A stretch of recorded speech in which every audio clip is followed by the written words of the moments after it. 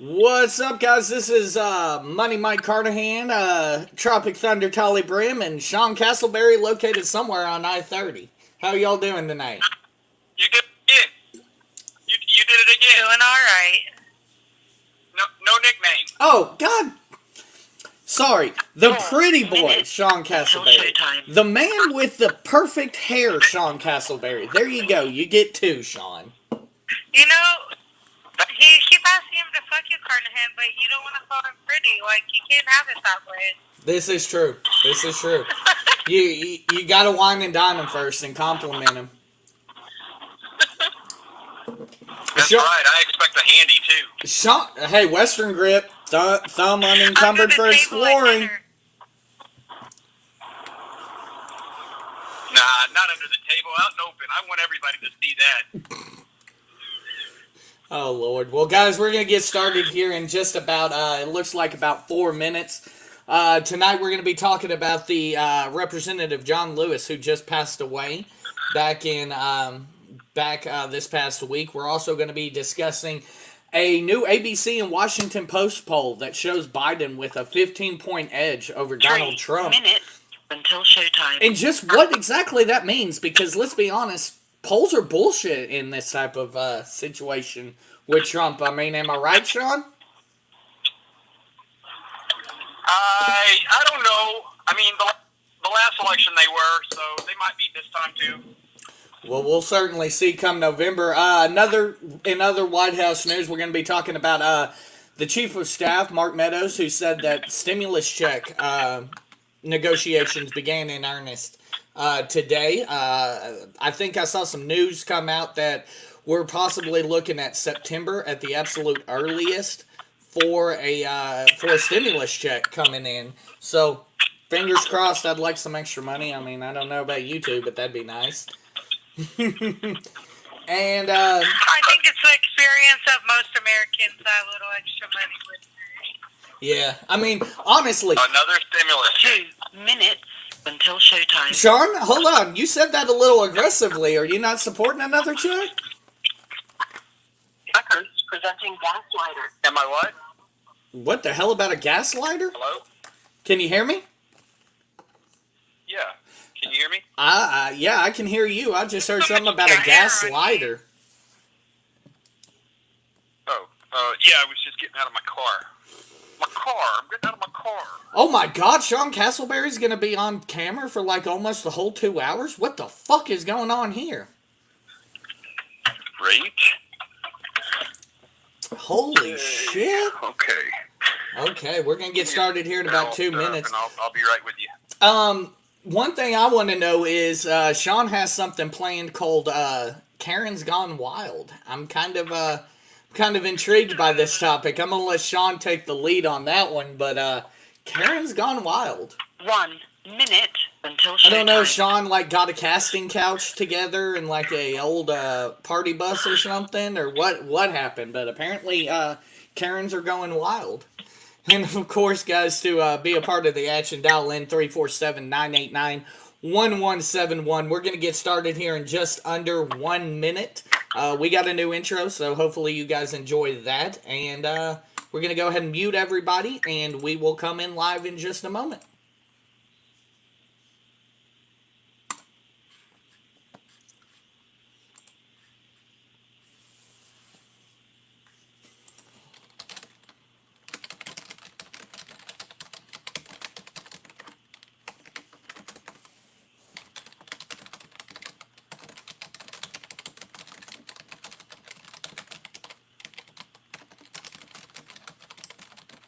Your show will go live in 5 seconds. 4, 3, 2, 1.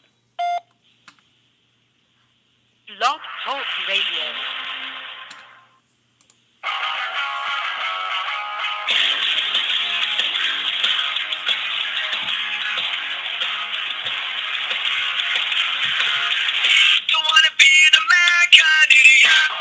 This means that Donald Trump will be the 45th President of the United States.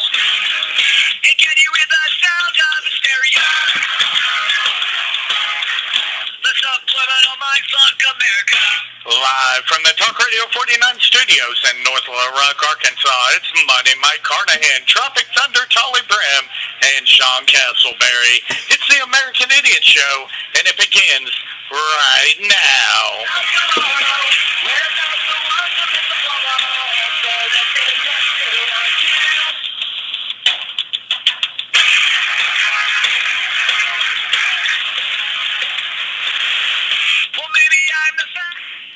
Son of a bitch, I really did just fucking not say a nickname for Sean Castleberry. What the fuck was I thinking?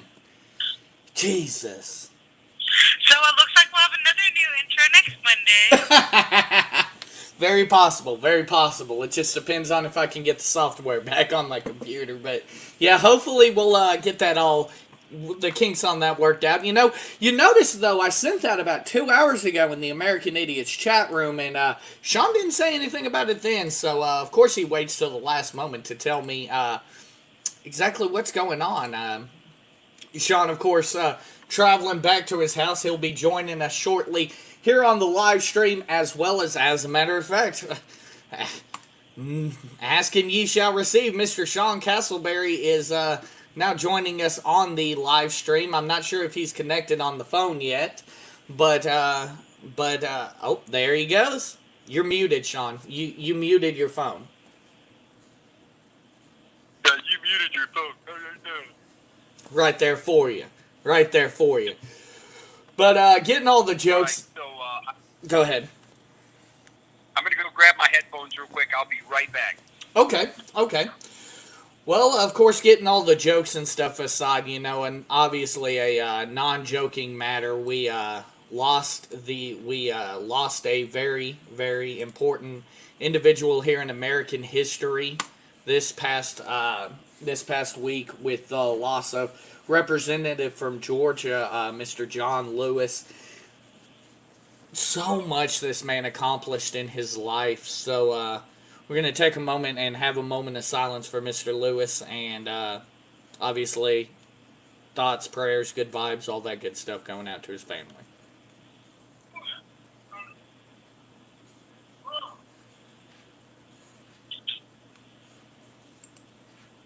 Okay, getting started, ladies and gentlemen.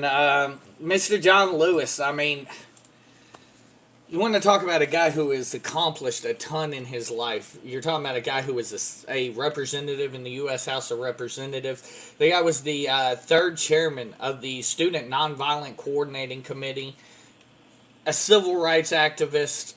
He was part of the Freedom Rides. I mean, this gentleman accomplished a ton. He was elected actually to the House of Representatives in 1986, and you know, obviously we talk a lot about term limits and things of that nature, but you know, a guy who accomplished quite a bit and leaves a lasting legacy. Want to say what's up to our actual Dark Persuasions host, Mr. Brad Hicks over there. Gives us some love there in the comments section, but Representative John Lewis definitely leaves a lasting legacy to be had there in Washington, D.C.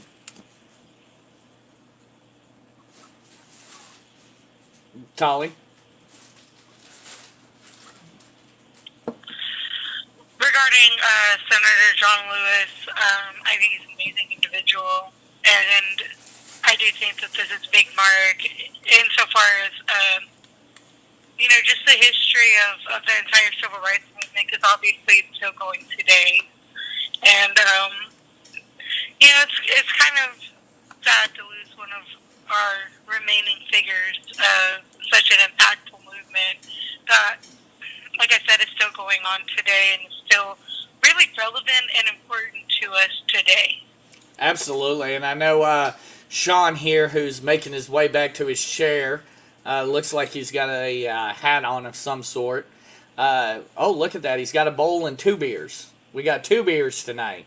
So, Mr. Castleberry with both the Coors Light placement here, getting our Coors Light placement on the show. But I know Sean's going to definitely want to get on here and talk about Representative Lewis and his life and the legacy he's leaving behind. But, I mean, you look at all the caucuses this gentleman was part of. And one thing I do have to say, and you know I don't give this man props much, because he is very rarely on the right side of doing things. But I didn't know this until I just read it. Apparently, the Cheeto-in-Chief did decide to lower the flag to half-staff, ordered the flags lowered to half-staff on Capitol grounds. Showing, obviously the government in mourning at the loss of such a great leader in the representative there from Georgia. Sean, what's some lasting memories and impressions you'll have of a man who literally gave his whole life to civil service? Let's be honest here. I mean, just the last couple months of his life, the last year of his life, how he battled cancer, and he stayed in office. He didn't give up. He fought till his last day. That's amazing. This is a man who was 16, 17 years old when he met Dr. King. He's one of the big six of the civil rights movement, the last of the big six to actually pass away, and became a congressman and did phenomenal work. And the two Republicans, Rubio and I forget who the other one was, that actually posted the wrong picture. Oh my goodness, no, Rubio, no! I like Rubio. Why Rubio? I saw something like that, but I didn't click the story. God damn it, Rubio. Let me guess, the other was Tom Cotton? Yeah. What's that? I said, let me guess, the other was Tom Cotton? No, it wasn't Tom Cotton. It was another senator. I forget who it was, and now I'm forgetting who it was, whose picture they put. But they put the same picture, the same guy. That they're sitting there standing next to, and I was Elijah Cummings. I was blown away by that. Elijah Cummings. Elijah Cummings. They both of them put a picture of Elijah up. That they had met Elijah, and both of them gave a tribute to John, and I'm just shaking my head like, seriously, like, you think all black people look the same? Come on, that's a stereotype we don't need. Marco, why you guys gotta do that shit? Man, I like Marco too. That one hurts. That one hurts my heart because I like Marco. I do like Marco there in Florida. But I mean, obviously he probably didn't have much of a choice in the matter. But I, once again, I mean, I hate to give him props, but good on the Cheeto-in-Chief to lower the flag to half-staff for the representative. I mean, I got to give him props where it's due. Obviously, he's taken the steps to acknowledge what a loss we have had. I got to go refill already. So, did you know a lot about the senator that passed away, Tolly? I knew of him regarding his history with the civil rights movement and stuff, but very basic. Right. I didn't know nice just like I didn't have just a breath. Shut up. Anyway, with that. Sorry, I'm always pointing out what Michael does on the camera. Yeah. He tends to, wear white beaters and play with his nipples and show his belly button. It's very distracting. Actually, shockingly, I almost wore my... I didn't know I was signing on for that kind of a show. I mean, it may be that kind of show. Whatever to get ratings. Just whatever for those ratings. No, the ratings will plummet if I did that. With that being said, though, I mean, like I said, you can't give him too much credit because I'm sure it was one of those situations, hey, you need to fucking do this, Trump. But with that being said, I mean, I got to give him a shout-out for doing something like that. I mean, that's a part of his job. I'm not going to give him a shout-out for doing his fucking job. But do you honestly expect him to have usually done that? I don't think, anyone should get a special pat on the back for doing something that they simply should do in that chair. I agree, Even but... if it is our special little Cheeto-in-Chief who doesn't ever do what he should. How many times have we seen him do shit that you're like, motherfucker, this is how it goes. He fucking completely disrespected John McCain when he died. John fucking McCain. I was just about to say that. Yes, How he long did it did. take him? Yeah, how long did it take them to actually get the flags at half mast when John McCain died? I was expecting something like that with Senator Lewis, but no, he didn't do it. And because it's so close to the election, I think that if he actually showed his colors today, that too many people would have been like, no, that's the last straw. Obviously Breitbart and all of his, white supremacist friends said, yeah, you can't do it this time. You just can't. But and obviously George W. Bush, Bill Clinton, they have all weighed in, as well as former President Obama, who actually awarded Representative Lewis the Medal of Freedom back in 2011, the Presidential Medal of Freedom. They've all weighed in, as most presidents do. Right. Now, the question I'm wondering, obviously, John McCain got this big state funeral. Everybody attended, presidents, etc. Do you believe that this is going to be a situation where we get another large state funeral with ex-presidents and things like that attending en masse, like we did with McCain? Because minus Kennedy, that's the only other one I can think of that we actually got that with. And Dina chimes in here on Facebook. He also didn't do it because of Black Lives Matter, I bet. So he didn't want more people pissed at him. Very good point. Yeah. She adds Yeah, to... Yeah, that's kind of what I was getting to. Mm-hmm. Yeah. If anyone deserves to have a state funeral, as John McCain got, it would have been John Lewis. And he should get that because he is an American hero.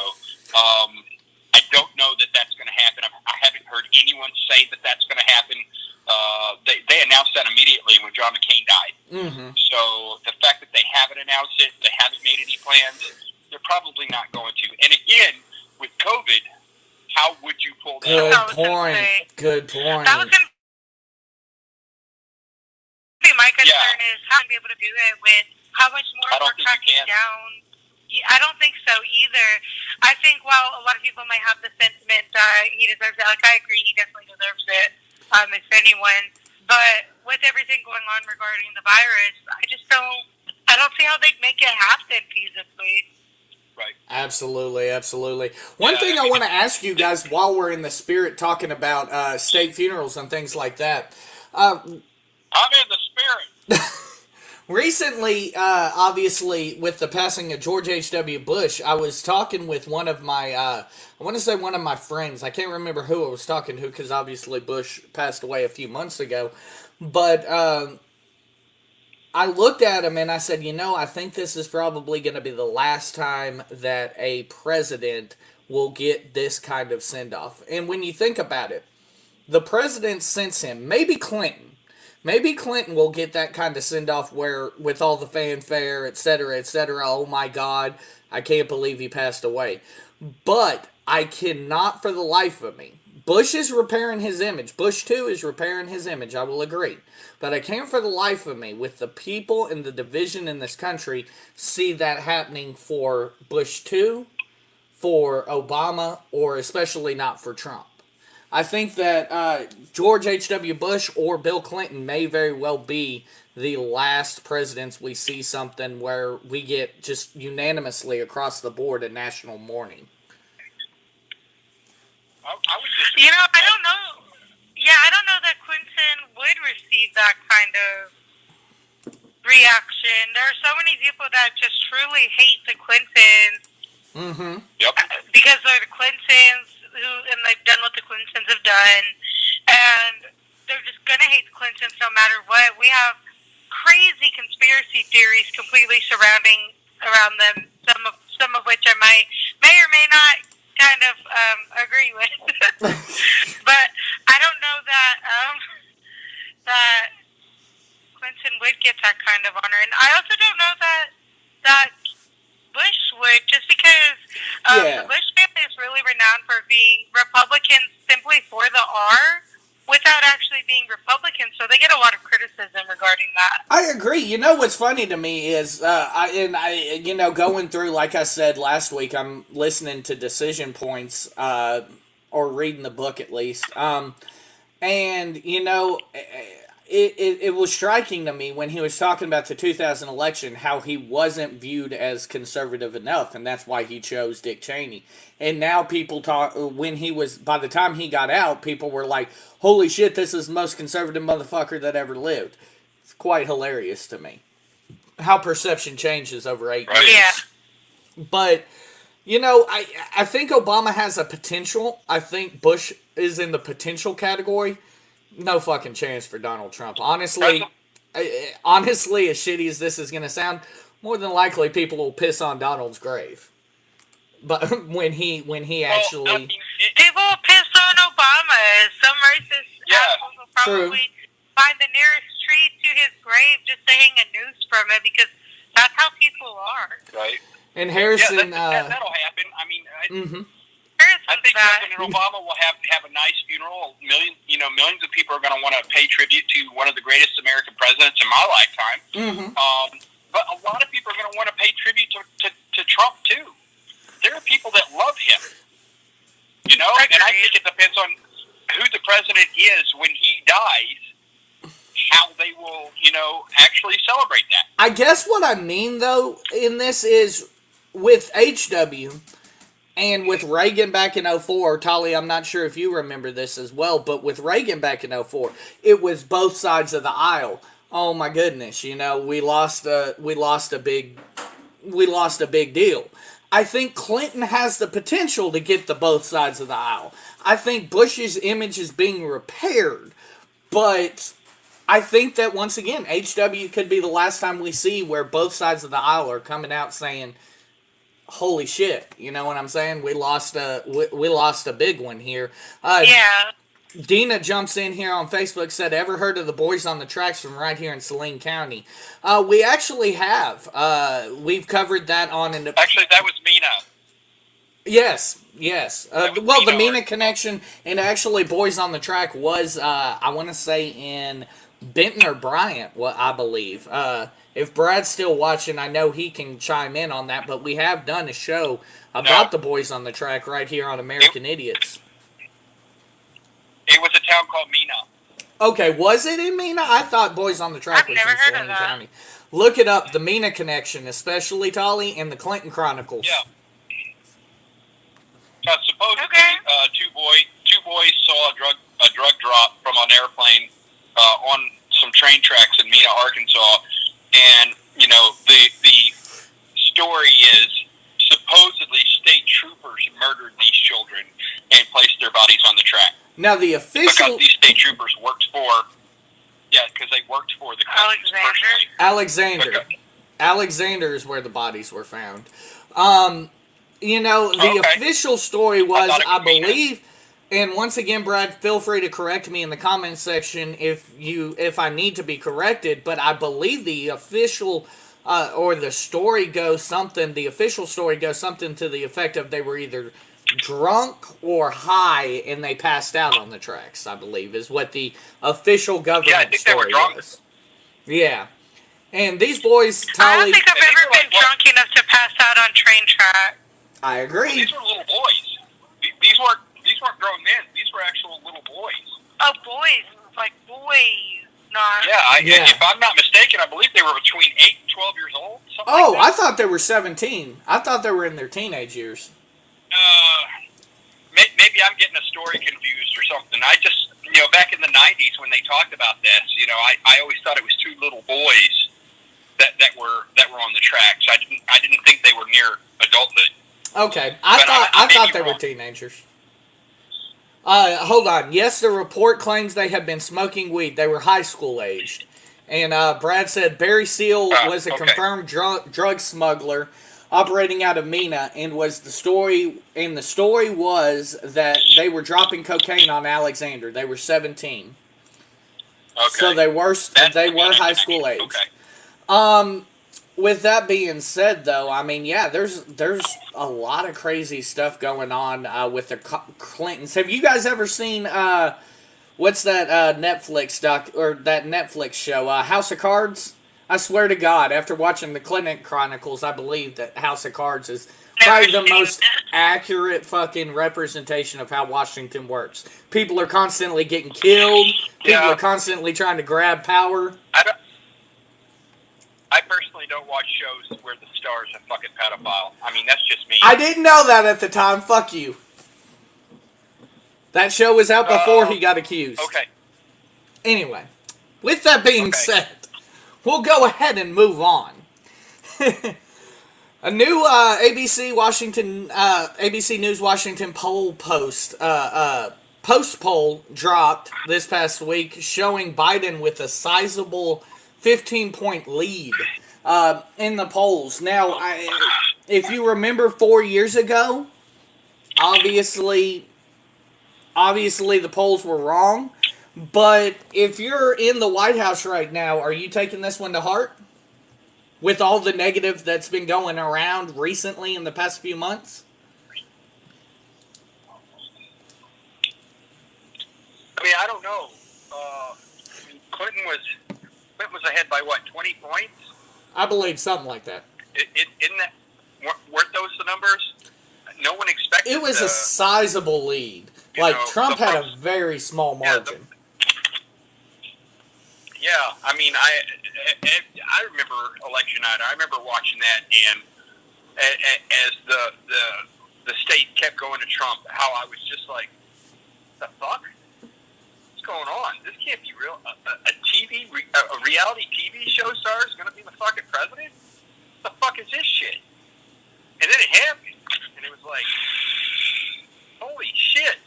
So, I don't know. I mean, I can't say that I trust the polls 100%. I looked at one today where it said 49% of white people were going to vote for Trump, but then the majority of everyone else in the country, all minorities and liberal whites were all going to vote for Biden, which would be a landslide victory for Biden. Is that correct? That's actually an interesting thought, though. These polls are done among likely voters. But with that being said, Sean, I've noticed that there is an issue in speaking with my minority friends where they don't like to go out and vote. Whether, whatever happens. My minority friends? I'm not trying to, just throw them out there generically like that. But, my friends that are minorities, they right.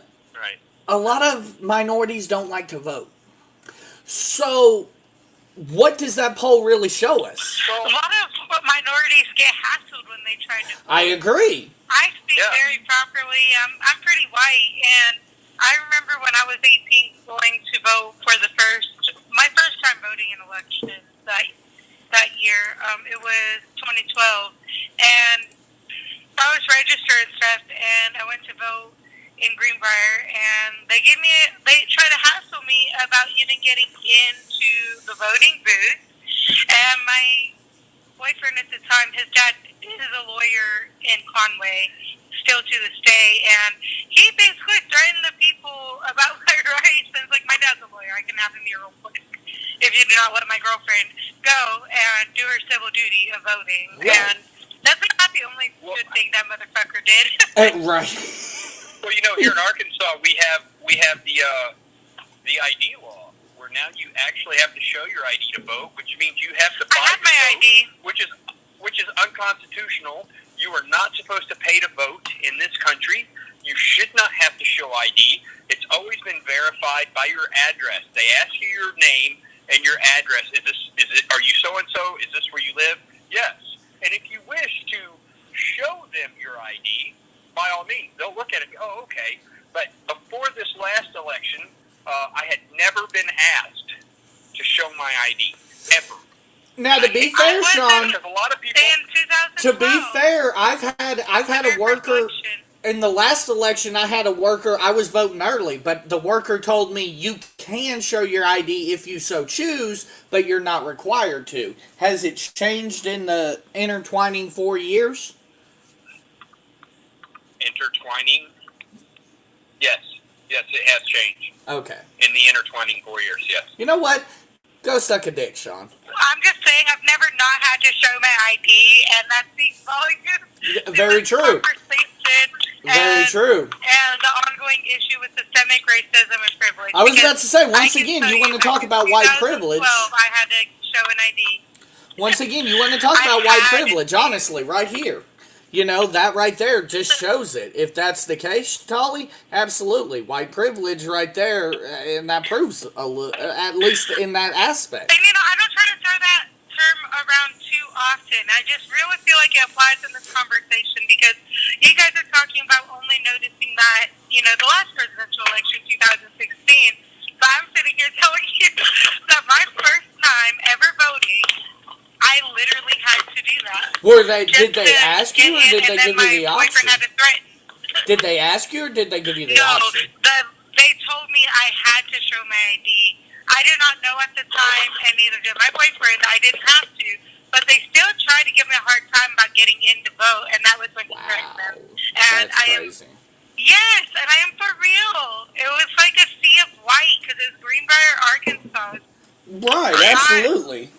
And the thing is, I never thought anything of it at the time, the whole showing my ID thing. I really didn't think anything of it when it was happening because my first time voting, it made sense to me. Right. I didn't know my rights, so it just made sense. But So, like, when they said that, were you like, yo, cracker, what the fuck? well, I was just like, I always carry my ID. Yeah, I've got it right here. And Yeah. That's crazy. they're just like, well. That's crazy to me. That is honestly I don't mind-blowing. remember what stupid excuse she made after that, but it pissed me off. If you guys are in a different... I couldn't even tell you. Well, again, it is unconstitutional to pass ID voter laws. Again, you should not be required to pay to vote. And we also need to fix felony convictions to be able to more easily regain their ability to vote. Because once you do your time, right, that should be it, and you should be able to vote again. So, You should be able to hold a weapon again. So two parts to this. First question would be, Yeah. why do they lose the right necessarily to vote? And the second question, why then would you be willing to give them the right back? I guess that's the right in me, the Republican in me, saying, hey, this is how it's been done for a while. Let's, that's part of your punishment. The reason to give it back is because that should be just like a basic right in society. Why be reintegrated into society if you cannot contribute to it? So that's why they absolutely should get those rights again. Mm-hmm. I'm not so we sure complain that they're not active members of their society, but then we don't allow them to do so. Good point. Good point. It's a basic fundamental right for all Americans born in this country that they have the right to vote at the age of 18. Now, you commit a crime, certain crimes, and you become a felon, you lose that right to vote. But why was that even brought on the table? What about losing the right to vote, honestly, is... I'm assuming these penalties are to deter crime. What about losing the right to vote actually deters crime? Well, it doesn't deter crime. It's part of Jim Crow tactics. Oh. Because black people and other minorities are systematically convicted more than whites. Then their right to vote is taken away, and a lot of times they never get it back. Okay. Ever. And honestly, our entire system with the justice system and the way cops operate, they operate the way they do first to collect runaway slaves, then to collect anyone for any minor infraction during Jim Crow era, and then for any minor infraction during the Civil Rights era, because if they can get you in jail, then you're basically a slave again, and you have no rights. Okay. Yeah. Okay. She's absolutely right about that. So another thing I want to say, though, the police force in this country was originally created to catch runaway slaves. Yep, that's why they came into existence. And to leave that out when we have the conversation about reforming our justice system is really negligent because it fails to address why we need to repair our justice system and have it match most of the the rest of the free world. Because we're the only nation, free world nation, first world nation, that does our prison system the way that we do. We are one of the freest nations, but a quarter of our entire population is in prison. Okay. That doesn't make any sense. Now, you're going to have to sell me on, Sean, and once again, this I know is the Republican in me coming out. You said that we should restore their right to bear arms. Hi, Dad. If you're a felon. Why do you say that? Because you're going to have to sell me on that one. Okay, so I'm not a big gun advocate, but it is one of our fundamental rights. The Second Amendment guarantees the right to bear arms. Okay? Now, But it also doesn't says that... wait. It also says under well-regulated militias. Okay? Now, those laws have been interpreted, misinterpreted over the years so that, okay, everybody can have a gun. Right. All right, fine. If that's what you want, then even people who have committed a felony and done their time and are through with that process should be able to reclaim the right to own a gun to protect themselves if that's what they want. There should be no reason not to. Even if they killed someone, they should have the right to protect themselves if that's what they want. Now that strikes me as interesting, Sean, that you say that, though. Because as much as I can say I don't understand where they added the voting thing in, I completely understand the lack of gun privileges. Revoking the lack of gun privileges. Why? Why? If you're convicted of a gun crime, for example, why would I give you a gun back? Okay. Because hold on. You should be rehabilitated. I'll use this example. Why are we releasing that convict without making sure they're fully rehabilitated to reintegrate with society? This is where we come back to just, reforming our justice system. Why are we releasing people who aren't actually rehabilitated and reformed to, come back to society? And then if we're deeming them ready to come back and be a part of our communities, to be a part of our everyday life with people who aren't committing crimes, why aren't we allowing them the full rights that all of our citizens have? They're reformed, they're rehabilitated, they did their no time. No matter what the crime, if they have done their punishment, they should receive all of their civil rights. So back, question then, Sean. Rights back. And literally, I can make the connection. I don't know if you're going to call me an idiot for making the connection, but a pedophile, for example, has to register and has to, I believe their internet privileges are monitored very heavily. What's the difference? Yeah. Do you support that? What's the difference between the two? No, because I don't support pedophiles getting out of jail. Yeah. True. The difference is that one is a true predator of children, okay? Now, I'm talking about people that go to prison for felonies. It may not be, a sex crime. It may not be something against a child. They're nonviolent drug crime felonies just for having a Schedule A drug, like cocaine or Exactly, yeah.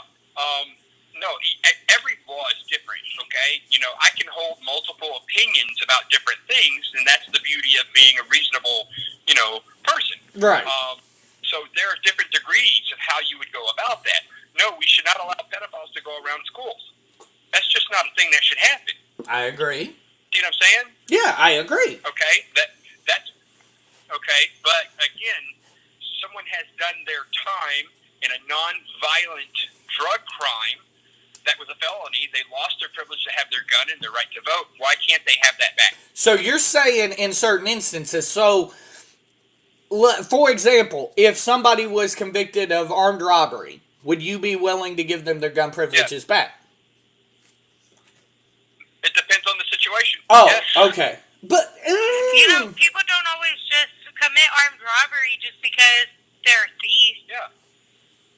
I mean, it really depends on the criminal, the crime, and the time they did. That's why it's important to reform our system and have mental health professionals that are actually in there ensuring the rehabilitation of our prison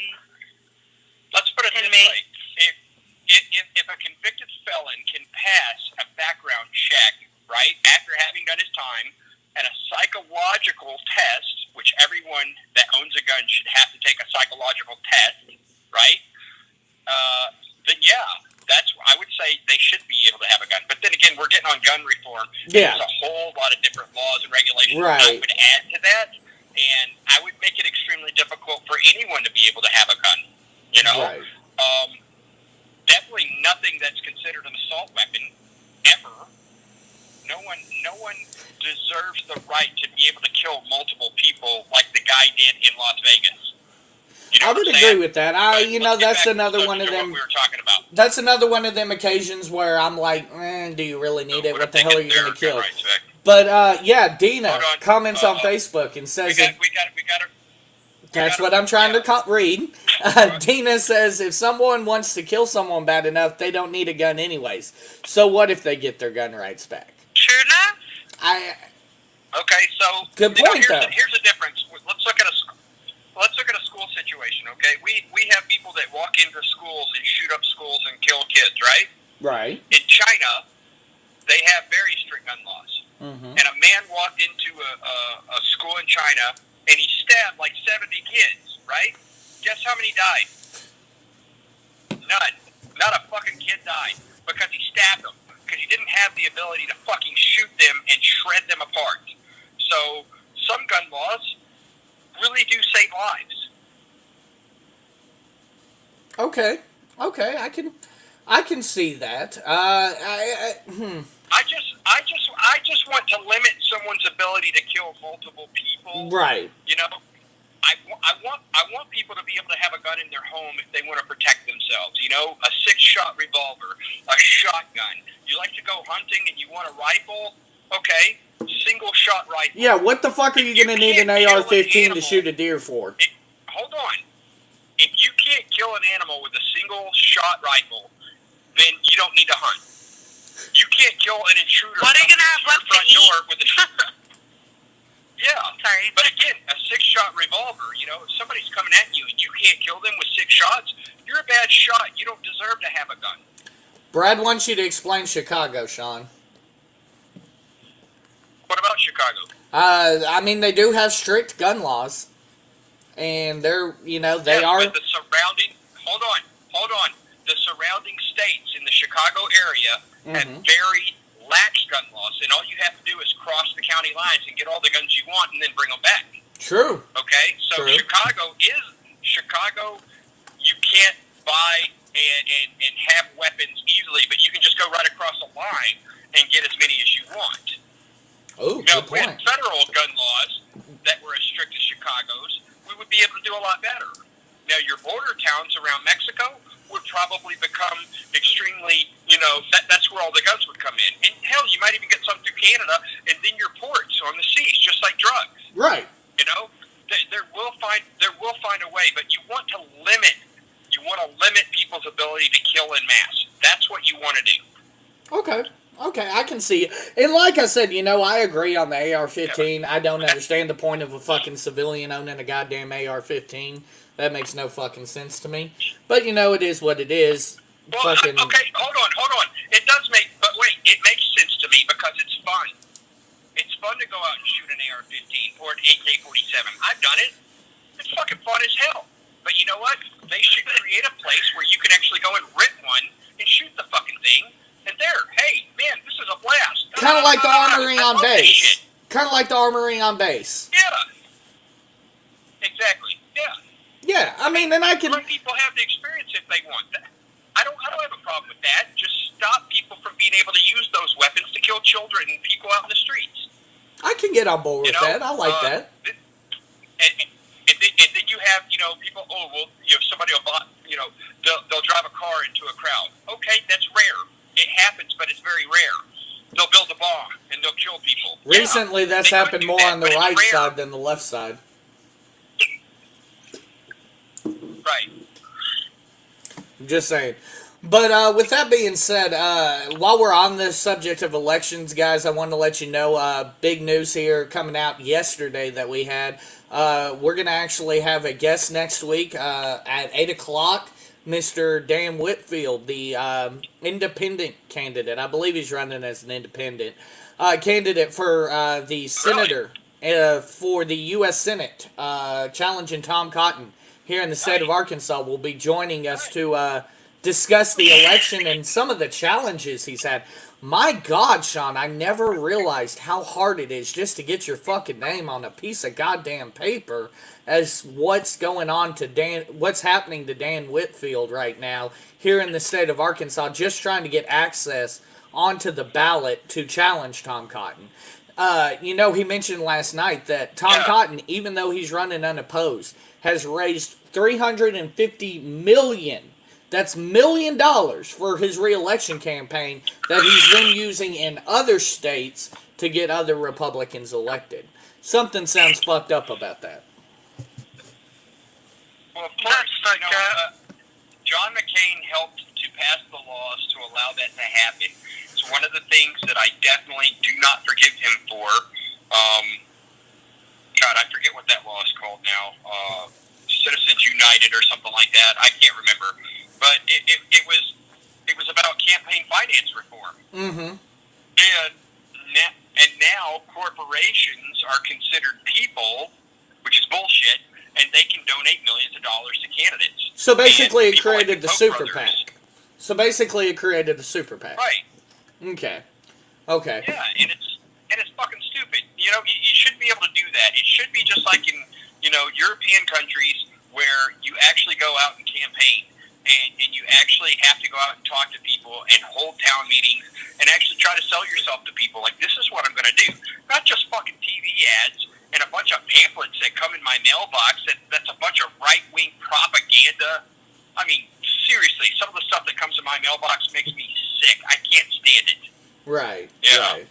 But, I mean, and that's the thing, though. In civics class, I don't know about you guys, but in civics class when I was in high school, nobody told us, oh, yeah, everybody can run once they hit the certain age and hit the requirements. Nobody told us, oh, but, yeah, you have to sue to get on the ballot. You have to spend all this money to get on the ballot. All this shit. What the fuck are you paying for to even get on the ballot? Like, why? Why do you have to pay to run? You should be able to just go, and it should be a minimal fee to put your name on a ballot, and then you run. And if you win, cool. If you don't, then $35. That should be it. Just a registration fee for the clerk to actually file the paperwork. And if you have to do that in so every much county, wrong with our country. There's a lot. It is. Well, every topic we've come to today, we've started talking about reform for our nation.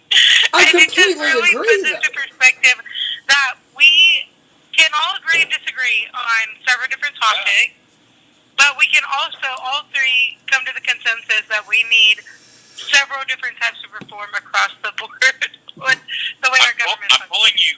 I'm pulling you to the dark side, Michael. Join the dark side. But, I mean, my thing is, well, you already know I'm voting on the dark side this time.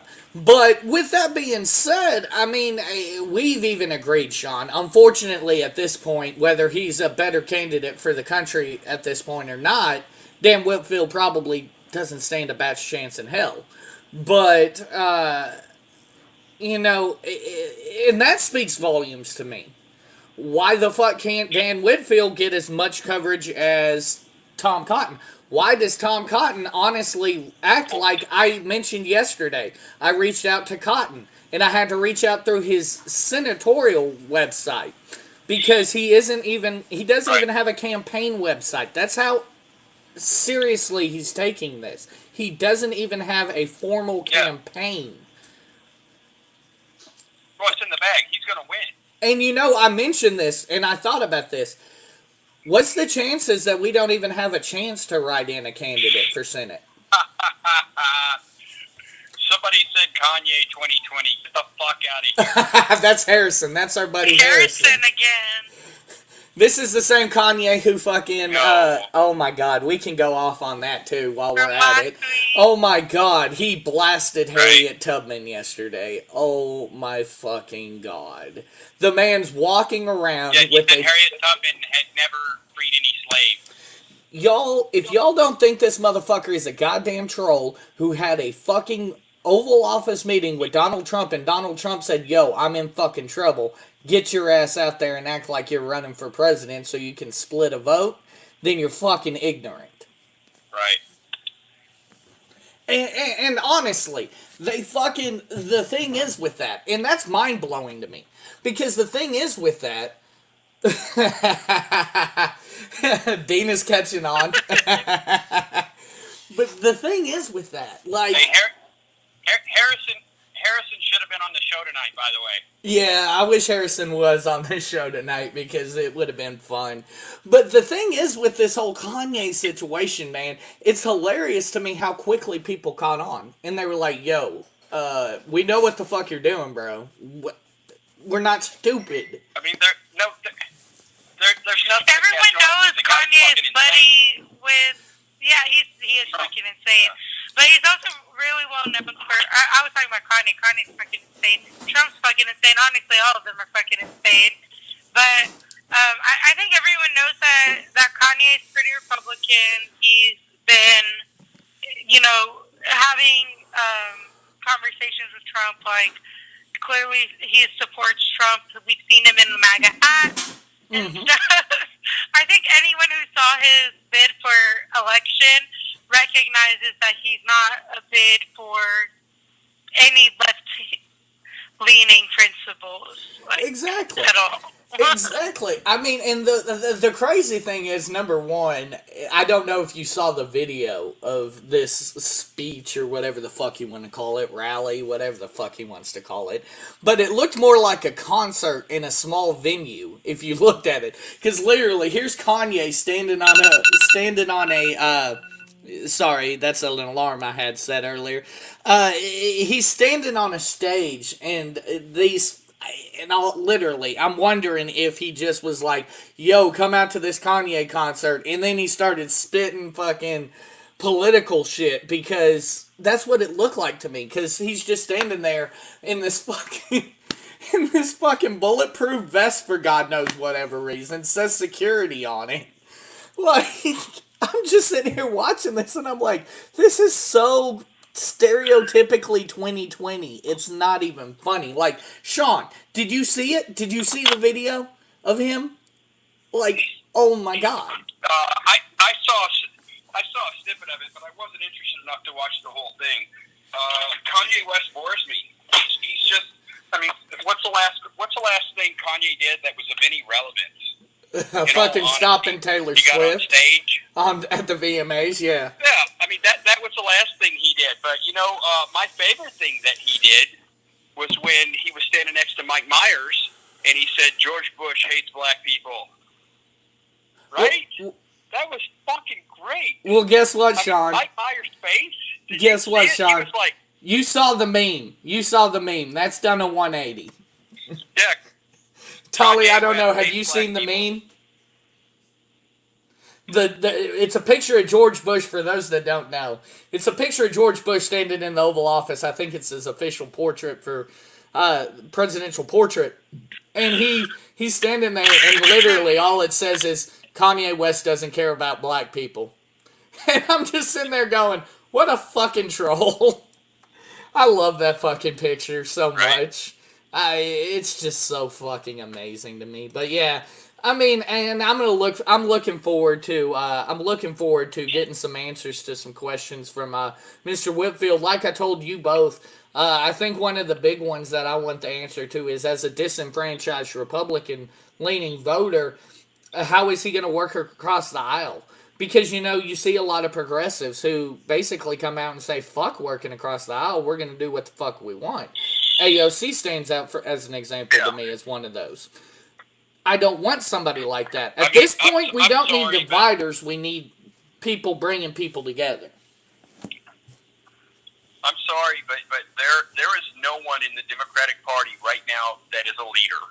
Not a single candidate that can lead the Democratic Party. And I hate to say that, but it's true. There's no charismatic person to rise up and just say, hey, look, this is what we need to do. Let's stop with the identity politics bullshit and talk about the economy. Let's talk about healthcare. Let's talk about education. Let's talk about limiting our role in the world through military force. The things that are important, let's repair the infrastructure. You know, how many bridges have to collapse and kill people before we actually start fixing all of them? Very Things true. like that. Everyone can come across the board and shake hands and say, yes, that's what we need. That's universal for everyone. And that's what we need to do. This whole thing is the divide and conquer. No, it's not going to work. I agree. Democrats got to play by the rules. Look at what So do happened to Republicans, Al though, to be Franken honest. Had a picture. No, but Al Franken had a picture of his hand on a woman's breast. That was a joke, right? It was a photo op. It was a joke. And people demanded that he leave office. And you know what he did? He bowed out gracefully and he left office. And he should not have fucking done that because he was a great senator. Yeah, he made a mistake in the past, but it wasn't an intentional thing. It's not like he said, let's grab women by the pussy. You know? It was apparently consensual, too, which what makes it worse. As scary as this is, though, read Harrison's comment because it's a damn good point. 6 years ago, we were laughing at Trump. And he's right. America as a whole could very well be confused, and he's capitalizing on it. I don't know about victory, but he could accomplish his mission. And his mission, in my opinion, is when we're sitting there on election night, kicking back with some brewskis, he may very well cost Biden the election. Joe Biden's costing himself the election right now. It's Joe Biden's election to lose, and he hasn't even picked a running mate. He doesn't even have the fucking cojones to pick a running mate right now. You know? Why do you think right now's the time, though? So fucking long. Yes, absolutely. We're months away, and he needs to start gaining momentum. He needs to start bringing. He's got a 15-point lead. What more momentum do you want? Supposedly. True. Supposedly. True.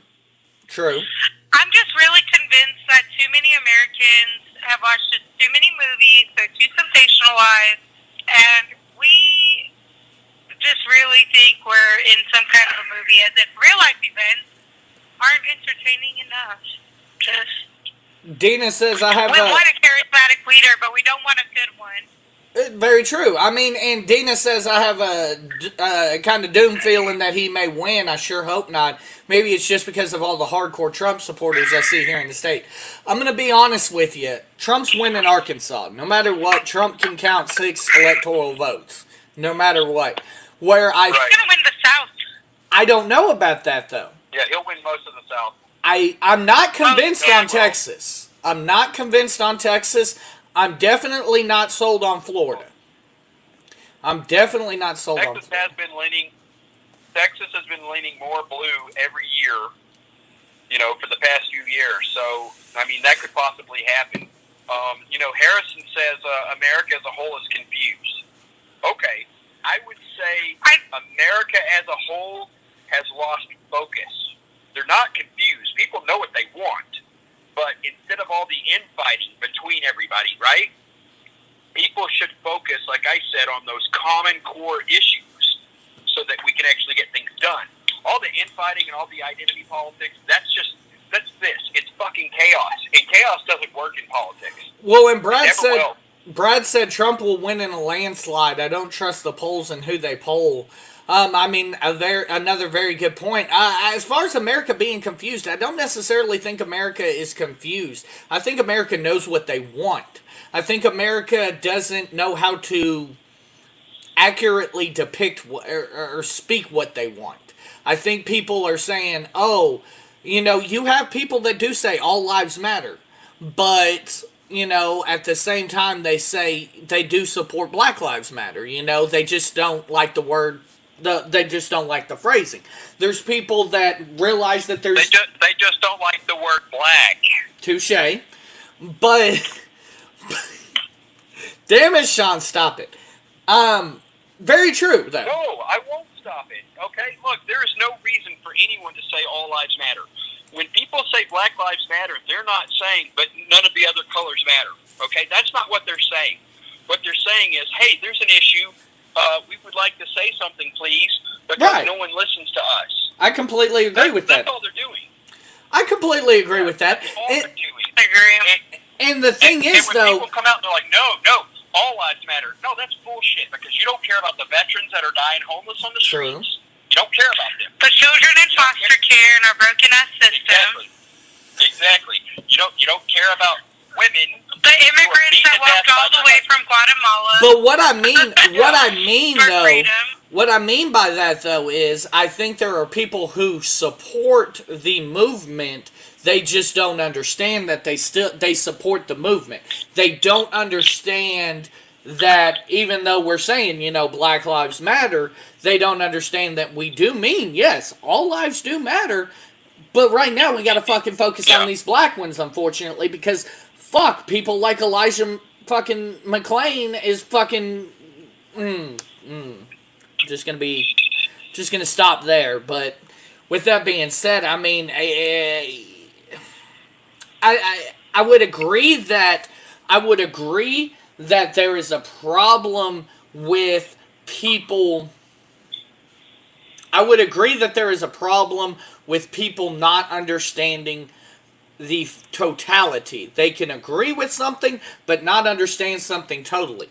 Kind of like before with stem cell research, I didn't completely understand it. Now I sit here and I listen to George W. Bush's book, and I understand a little bit more about it, and I understand his thoughts and processes behind his decisions. And, I sit there and I think that America needs to educate itself more than it's confused. America needs to sit down. Who the fuck watches... I mean, hey, look. Here's the problem with that, okay? See what I got in my hand right here? Okay? I have the ability to access all the known knowledge of humankind with this little fucking box, with this box right here. And we waste it arguing with each other. On Facebook. Talking about stupid nonsense. Yeah, on Facebook, on Twitter, on Instagram, all the different things. Reddit, 4chan, 8chan, all that stuff. And we just argue, and we're just divided. We build our little echo chambers so that we don't have to hear anybody else's opinion. And everybody, I've got friends now I grew up with in high school. We don't even talk anymore because politics has just divided us so much. And I'm not a person that agrees with censorship. I think anyone should have the ability to say whatever the fuck they want, but defend it. And most of my friends cannot stand that. They just want me to listen to what they say, and that's it. No debate at all. That's not how it works. That's not how it works at all. If you got a good idea, then I'm going to agree with it if it works for everybody. It's not just for the elites. It's not just for one group or somebody else, but that's me personally. Some people don't feel that way, and that's fine, and they can say that all they want to, but you should be able to debate these things and say these things. Dina agrees with you. She says you're absolutely right. She's realized that more than ever this year for sure. And I completely agree with her. If you're not open, for example, myself, I was not even going to lie. I was uneducated. I was part of the All Lives Matter crowd before this issue happened on May 31st with George Floyd in Minneapolis. And whether you say it's COVID forcing me to finally watch it or what have you, I finally understand. But, I think you're right, Sean. How many people, even though they've watched this now, even though they've seen it with their own two eyes, how many just still say fuck it because they don't want to listen to their own opinion? And Harrison says a rectangle in your pocket is smarter than you'll ever be. And it's true. My little rectangle right here is definitely smarter than I could ever fucking... I agree with that. I could ever fucking hope to be. But I think that there are people that are willing to learn, like myself in this case with the BLM situation. And then there's people, I had a conversation with a conservative family member of mine. And we got to talking about the Black Lives Matter situation. And eventually she looked at me and she said, she told me, she says, Michael, I agree there's a problem in the country. But I don't know how to fix it, and I'm going to vote for Donald Trump.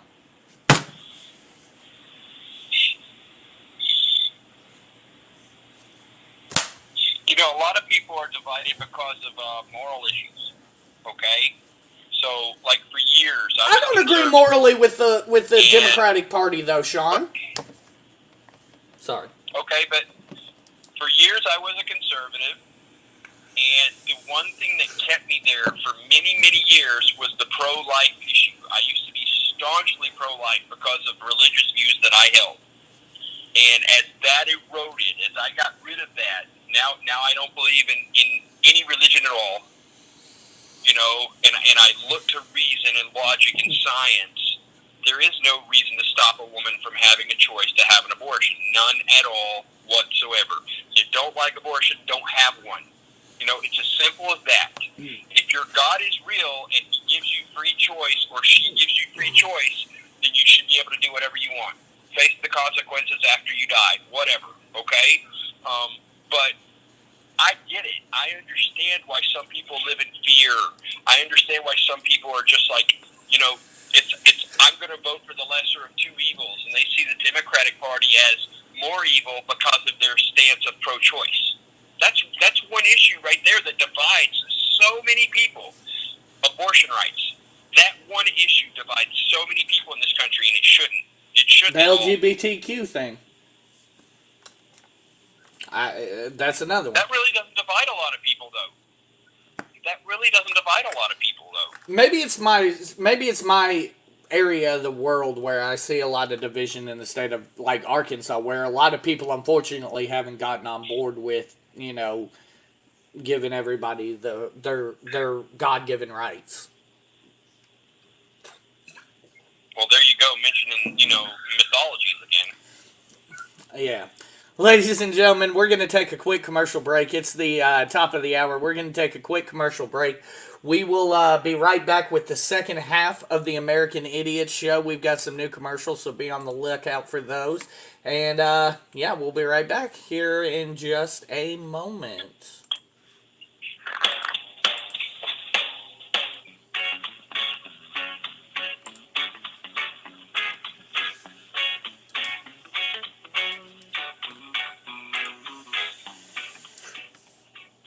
Each and every Monday night, join Michael Carnahan, Tolly Brim, and Sean Castleberry for the American Idiot Show, a humorous look at the top headlines and the stories dividing our country. It's the American Idiot Show right here on Talk Radio 49.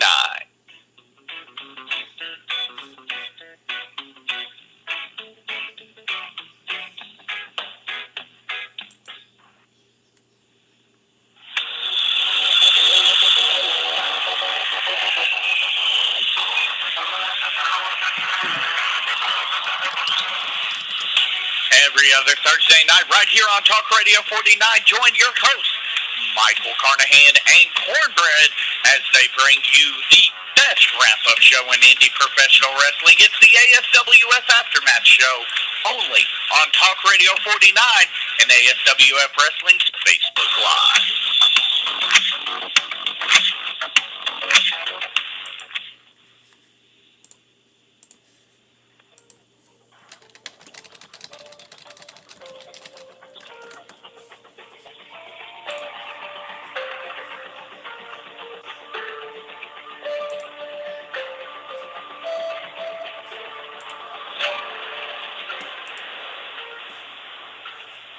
Every Tuesday night, join Michael Carnahan and Lisa O'Brien for the Clear and Convincing podcast, live on Talk Radio 49. A look at the most important cases in the country's history, not from the court of public opinion, but from the eyes of the court.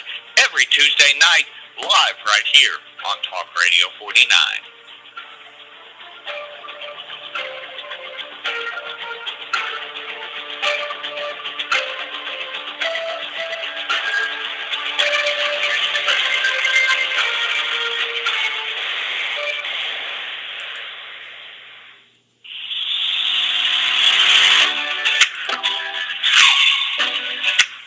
Michael Carnahan here, letting you know that it has never been easier to keep up with your favorite Talk Radio 49 podcast. If you like the American Idiot Show, go on over to Facebook, like the American Idiots podcast on Facebook, where we actually now offer a video streaming service with our podcast. so you can see us live as we record the show. Also, you can go to YouTube, search out American Idiots Podcast on YouTube, and you can subscribe to the page, and the video podcast will be uploaded there weekly. Also, Clear and Convincing on Tuesday nights. You can go ahead and like the Clear and Convincing podcast over on YouTube. Subscribe, and the episodes are updated there weekly as well. And for our new show fans, hashtag Heels for Life. Once again, that's hashtag HEELS number 4 LYFE Wrestling Podcast. Shows will be uploaded there weekly as well on YouTube.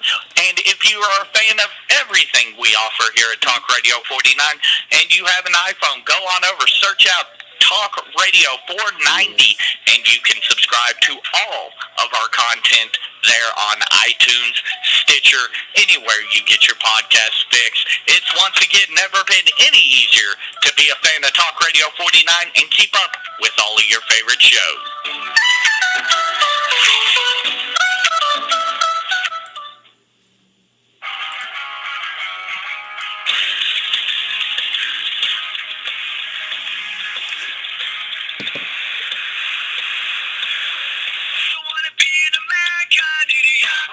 This means that Donald Trump will be the 45th President of the United States.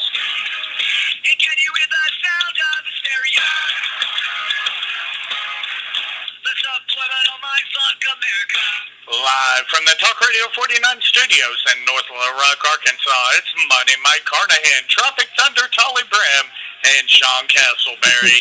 It's the American Idiot Show, and it begins right now.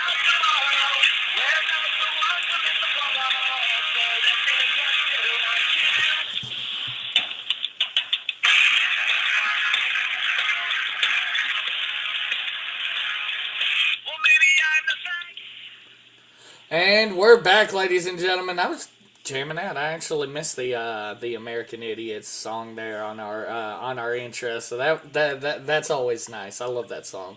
I've actually grown to love that song over the past, we've been doing this for about 6 years now. Right? It's nice to bring it back. Okay, guys, we'll go ahead and move on to our, the White House Chief of Staff yesterday said that negotiations today would begin in earnest for our stimulus relief, or our second stimulus relief packages. I mentioned in the description that we'd kind of go over some of these proposed options that we could be seeing as far as this. I know that there is some important dates coming up. As far as this goes, we will be seeing, I believe that Congress will be taking another recess, the Senate, excuse me. I know Nancy said that she was willing to push the recess back to get this done.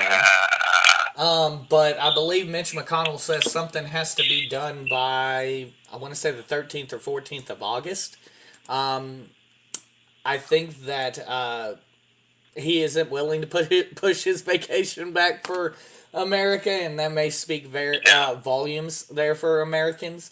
But we got a couple options here. The first option presented, and this is via Forbes magazine, is a $1,200 second stimulus check plus $500 for each dependent.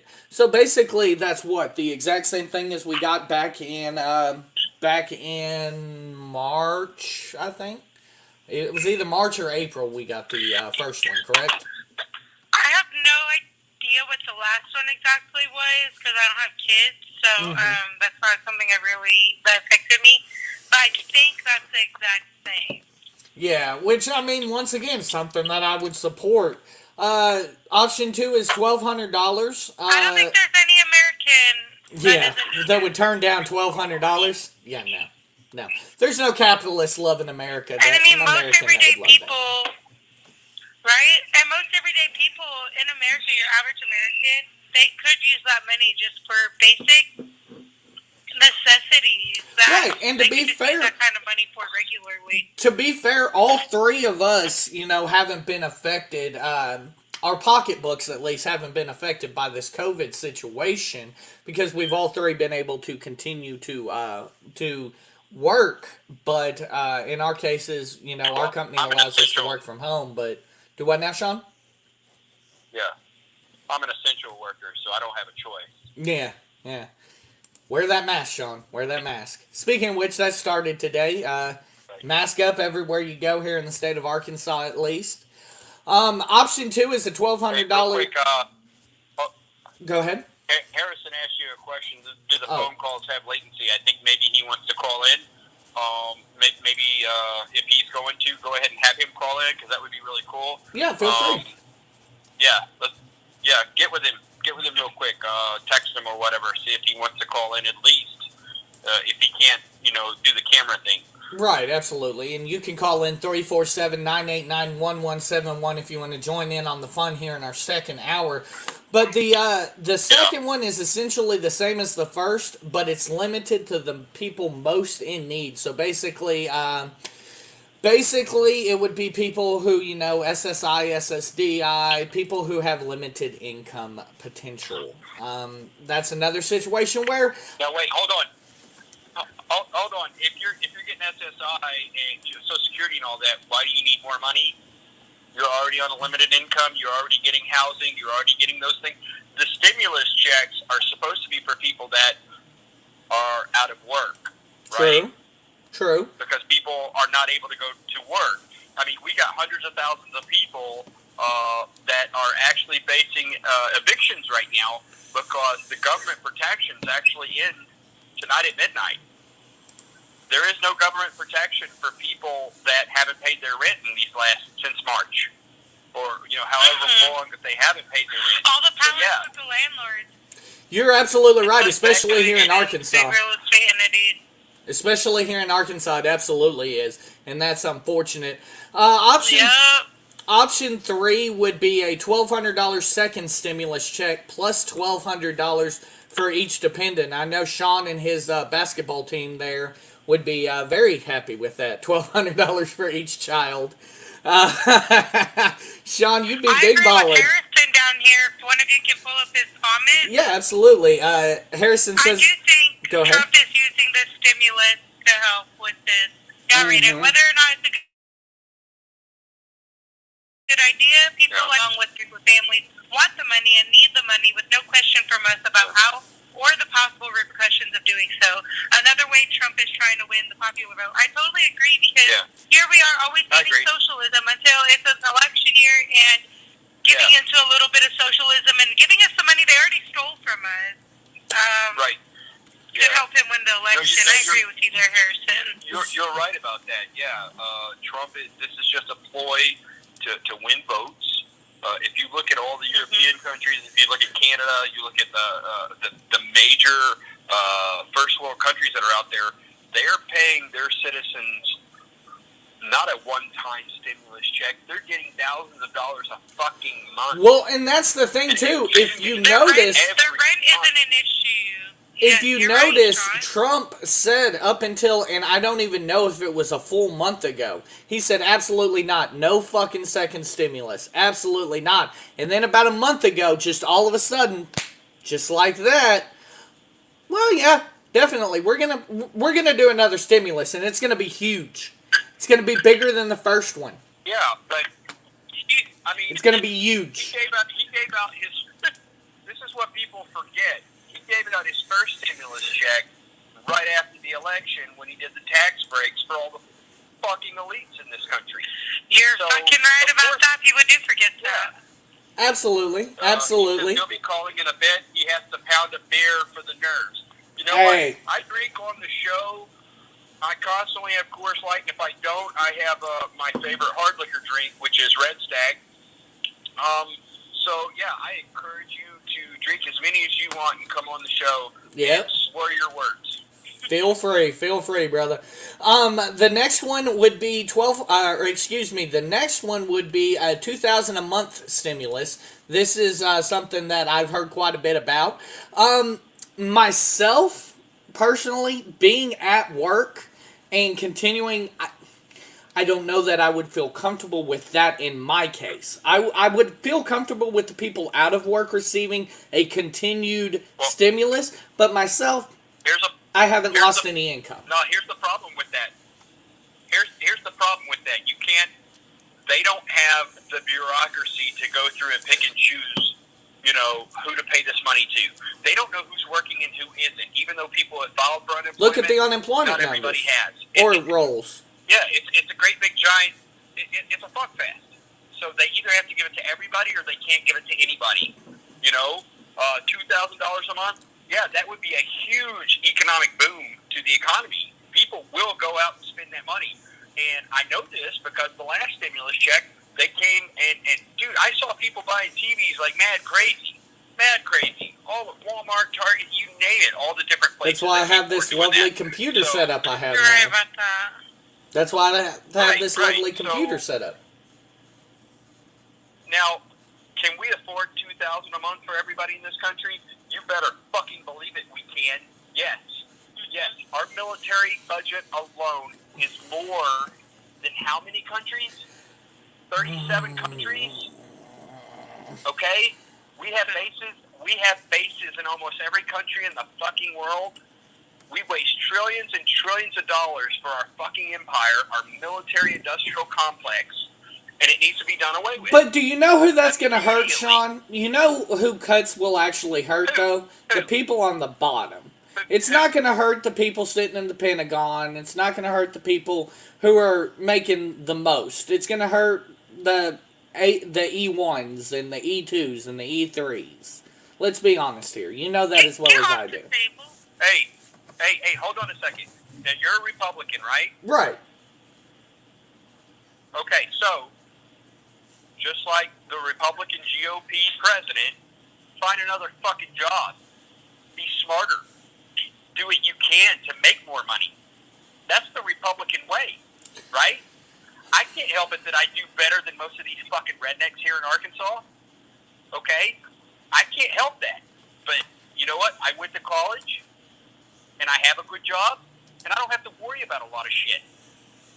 But I did that for myself, okay?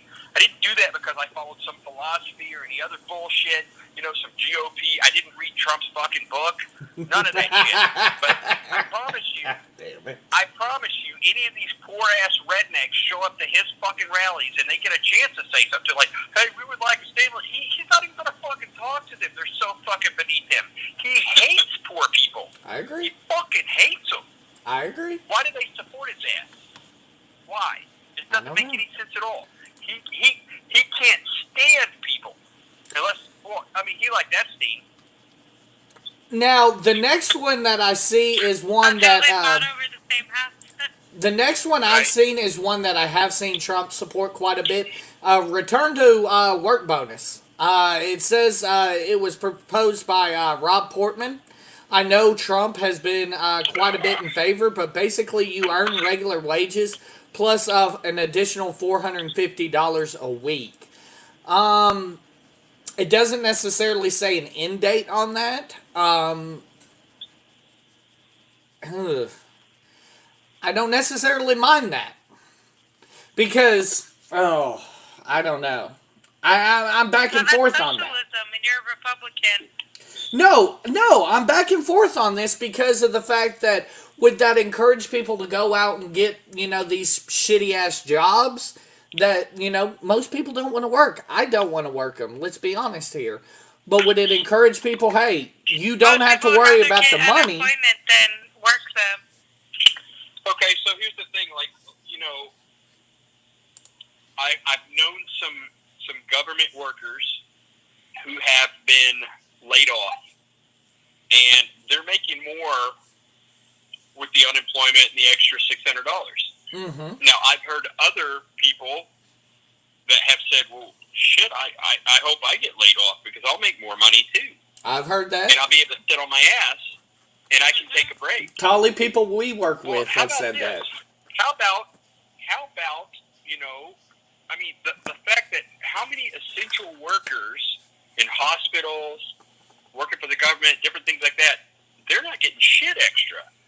Nothing at all. Okay? They're working around people that have fucking COVID-19. I agree. Okay? Yeah. I have been around people that had COVID-19. Okay? Thankfully, I don't have it, but I work in an atmosphere where it's fucking possible. Nobody gives a fuck. Nobody at all. You know what? If I get COVID-19 and die, they'll replace me in 2 weeks. Because that's just the way our society works. You know? I'm not worried. But yeah, they need to do the stimulus check. They need to give people more money so that they can actually go out and spend money and help the economy. Yes, they need to do this. Okay. Go ahead. I agree. The final one here, and I believe Harrison's called in, so we'll go ahead and bring him on here in just a second, but I want to say this real quick. The final one is a $4,000 travel tax credit. And I believe this is, basically it gives you $4,000 to go on vacation through the end of 2021. No. That makes no sense to me. No. That's No. not a stimulus. That's stupid.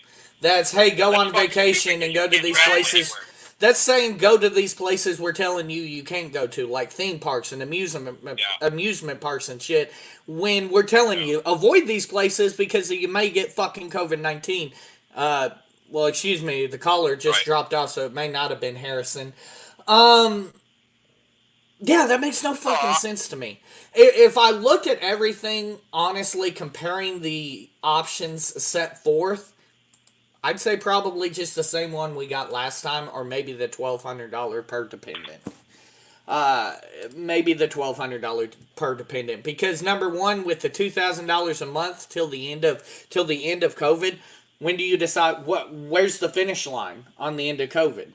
Where do you say, hey, this is where COVID's over?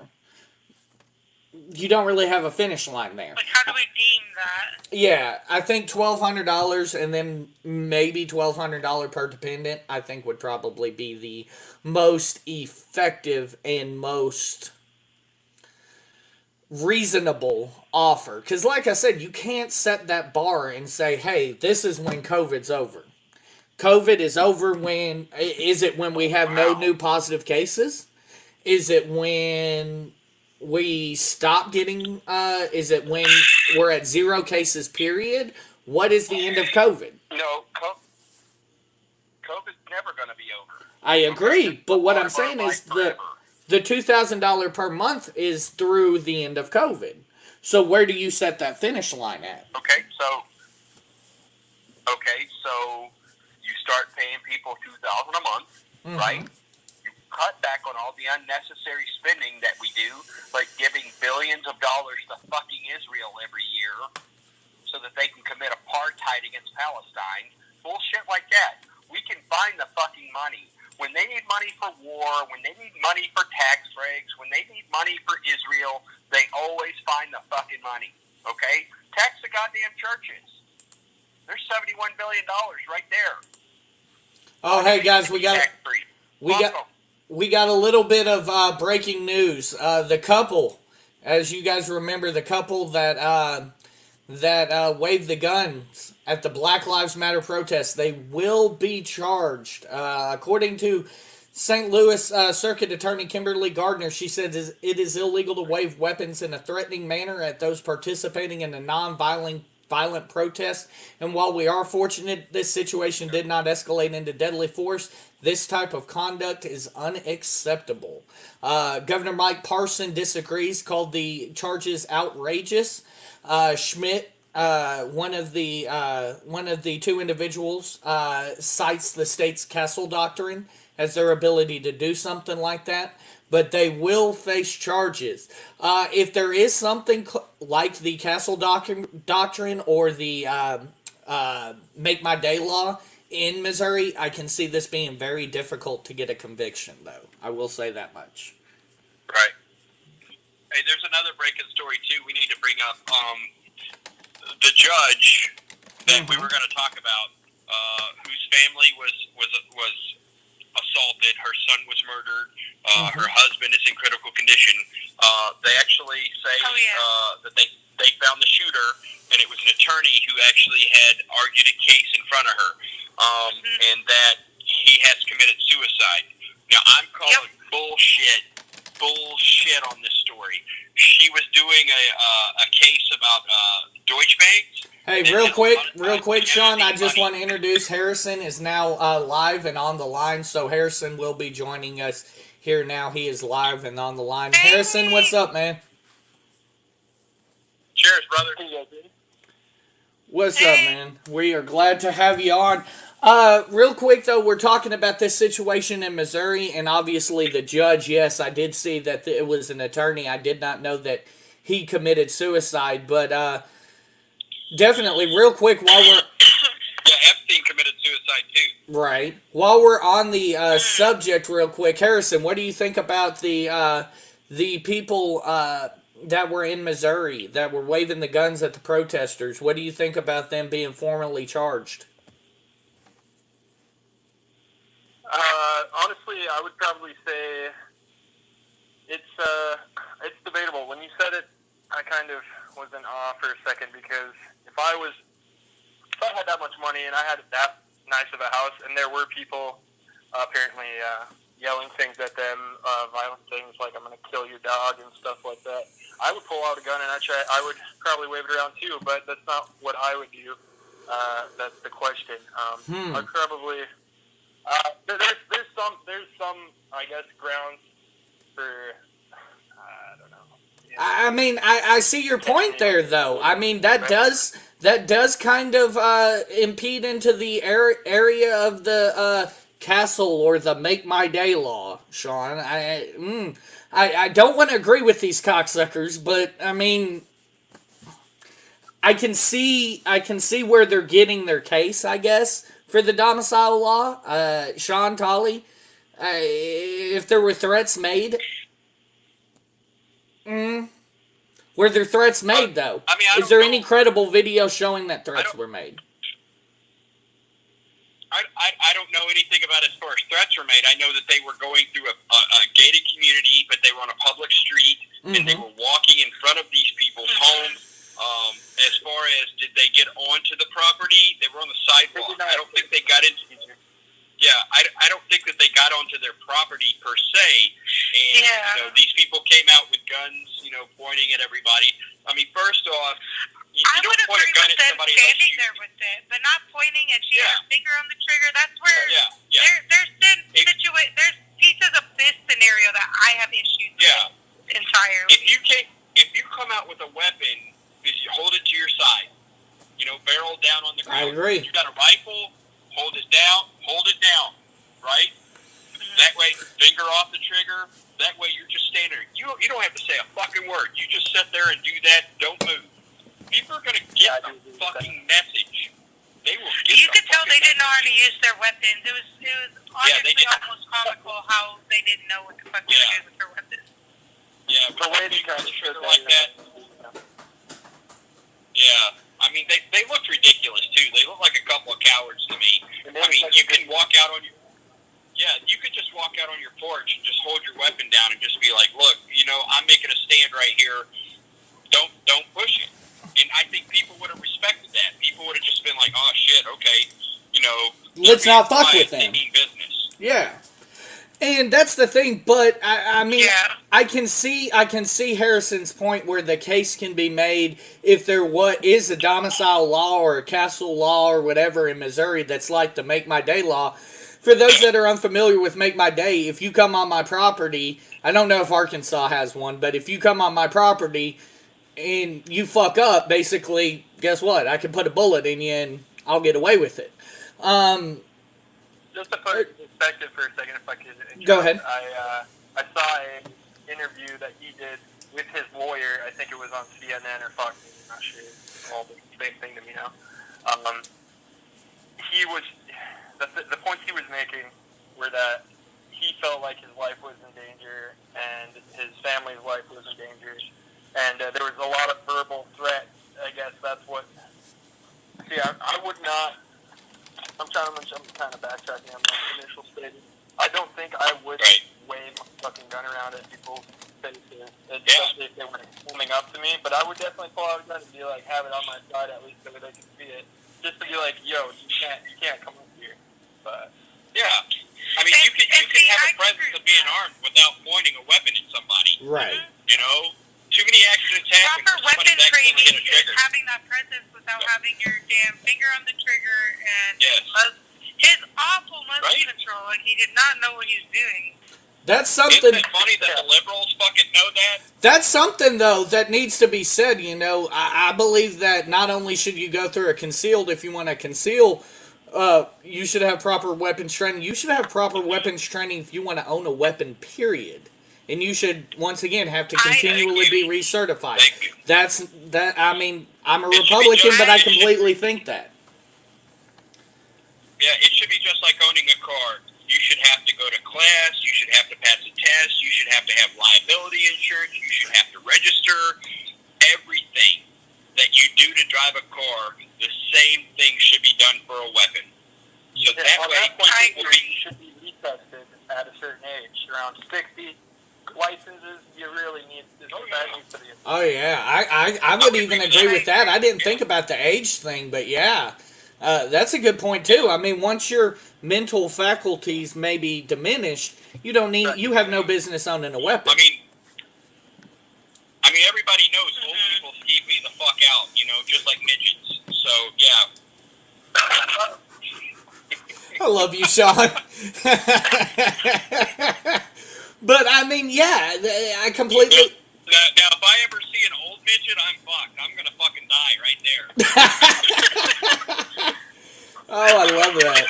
I love that. I can't stand you. So, you kind of chimed in. I can't stand either. You kind of chimed in, Harrison, on the whole stimulus thing in the comments section.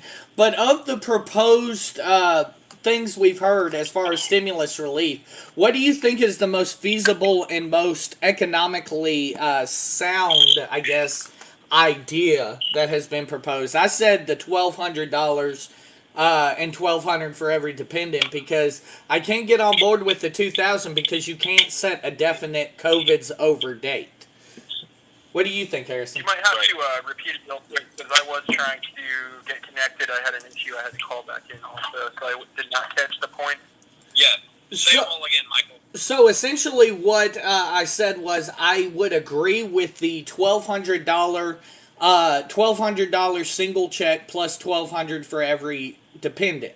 Where I don't agree with the $2,000 every month is you cannot set a firm finish line for the end of COVID, and I think that's where that becomes not feasible. What would you say would be the most feasible stimulus package that's been, I guess, been bandied about? For the dependent one, having a child also means a lot to me. There's a lot of different ways you could put it. For the $2,000 a month, when they were saying that it would be till the end of COVID, as you said, Mm-hmm. you were saying you don't know where you would put that line. I would say probably, obviously, COVID's going to be here forever. It's going to be like something that we have to get vaccines for, and it's going to be around. Mm-hmm. It's not going to just disappear unless every single person who has it dies and has been secluded at that time, too. Right. It's a crazy thing to think about. I feel like the end of COVID they would mark as when everything's back to normal. And COVID's not going to go away, obviously, but once everybody can go back to their jobs and have things semi-what normal, I feel like that would be the marking. Okay. That. But for the codependent one, I'd have to go with just because more money, and I can't say no to more money. It's Right. And it's no matter what. Honestly, the president could be Hitler, and he's giving out money, and I'm gonna take it because I fucking need it. So Right. It's kind of horrible to say, but I completely agree with So that, what's though. funny is that, you know, there are a lot of conservatives out there that agree with Castro right now, and I fucking love that. As you can see, Che Guevara is my hero. yeah. Oh, Lord Jesus. But, yeah, I completely agree with that. Latency issue. Sorry, I keep interrupting. Oh, you're fine. I'm not sure when. I feel like I cut people off because I'm hearing it a little bit. I'm gonna try to figure out something here because I'm also trying to It's watch okay. the stream at the same time. No, it's okay. I mean, we ran into that situation over many, many years. We've been doing this for like 6 years. We talk over each other all the time. Dance, Okay. Michael, dance. Do it now. There we go. You want me to do the truffle shuffle? No. While we're on COVID, there was another story that came out. That Trump today tweeted out a response, put out a tweet saying now that it is patriotic to wear a face mask. I think Tolly said it best earlier when she said flip flopping is just becoming apparent at this point. But now it's patriotic, Sean, to wear a fucking face mask. How many ways am I a patriot more than Trump? Let's see. Of that? I never married a foreigner. True. I served in the military. True. I have an honorable discharge. I've worked for the government. I never raped a woman. I've never molested a child.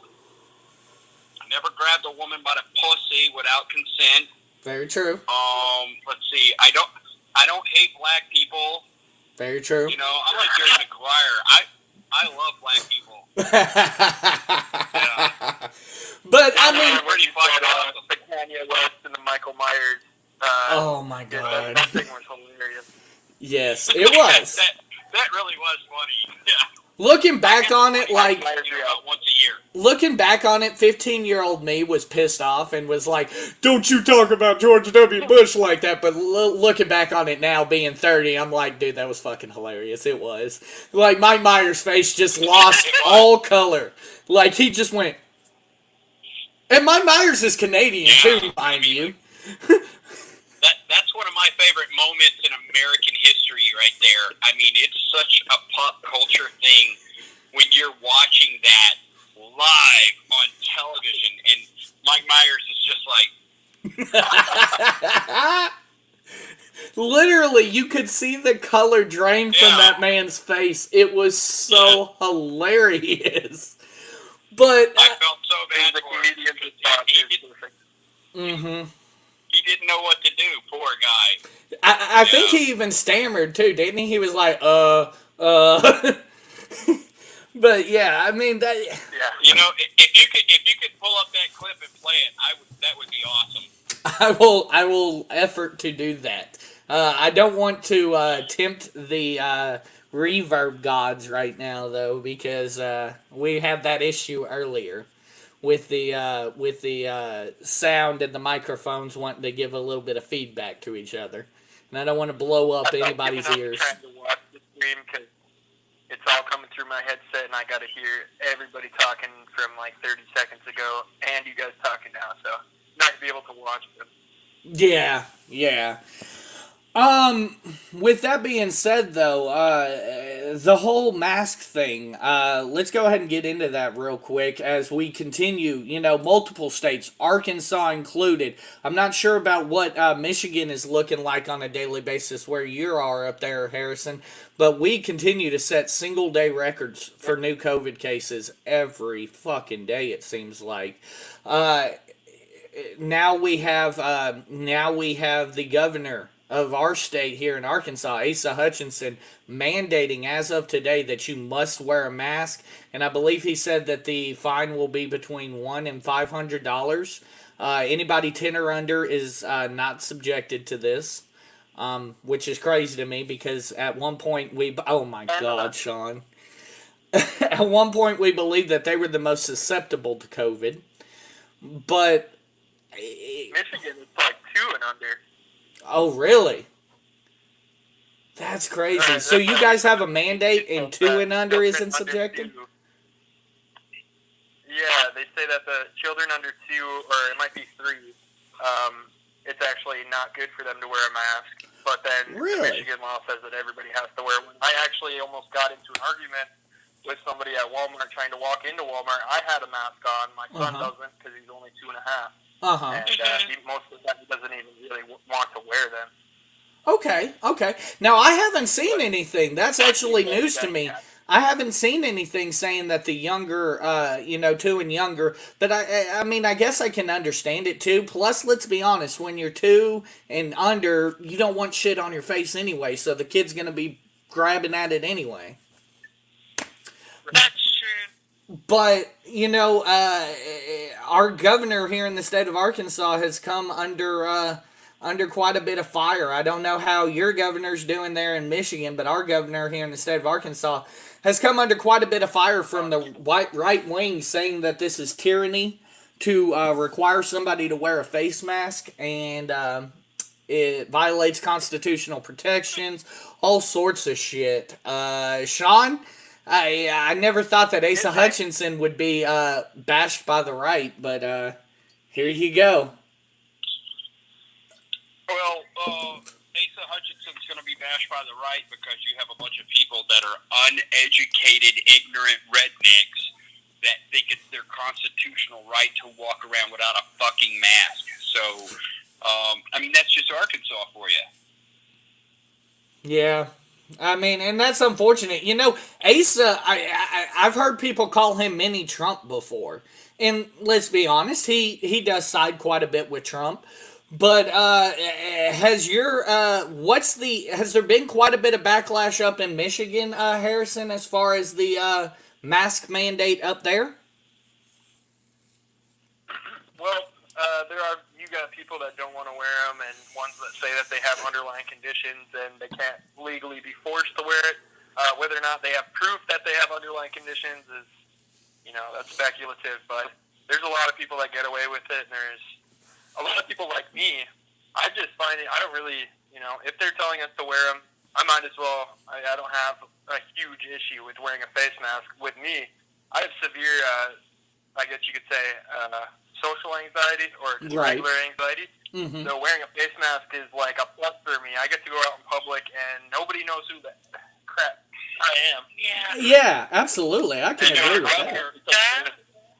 Your Governor Gretchen, by the way, fucking rocks. I love her. I think she is an amazing woman. She's trying to climb the ladder. But I feel like, she is. She's doing a lot of stuff that is good. A lot of people hate her, but she's really doing the steps. She could be president. Well, and that's one thing, our governor obviously is on his way out, but we actually have somebody running for governor that actually is known on a nationwide scale. I don't know if you know this one, Tolly, but Sarah Huckabee. Sarah Huckabee is actually running for governor in our state, and she's, you can tell that's a power grab. You can tell she wants more. But that's definitely interesting you mentioned that. It's interesting to watch, Asa obviously on his way out of the political scale. And then you have, certain people. I'm sorry, when you say Sarah Huckabee, it brings Braveheart back to me. I'm pretty God damn it, John. But, it's certainly interesting. But what I find even more, and I hate that I'm about to use this term because Trump has coined it and calls all of his supporters deplorables. But what I find absolutely deplorable is the fact that people who have taken an oath to fucking uphold the law are refusing to uphold this mask law.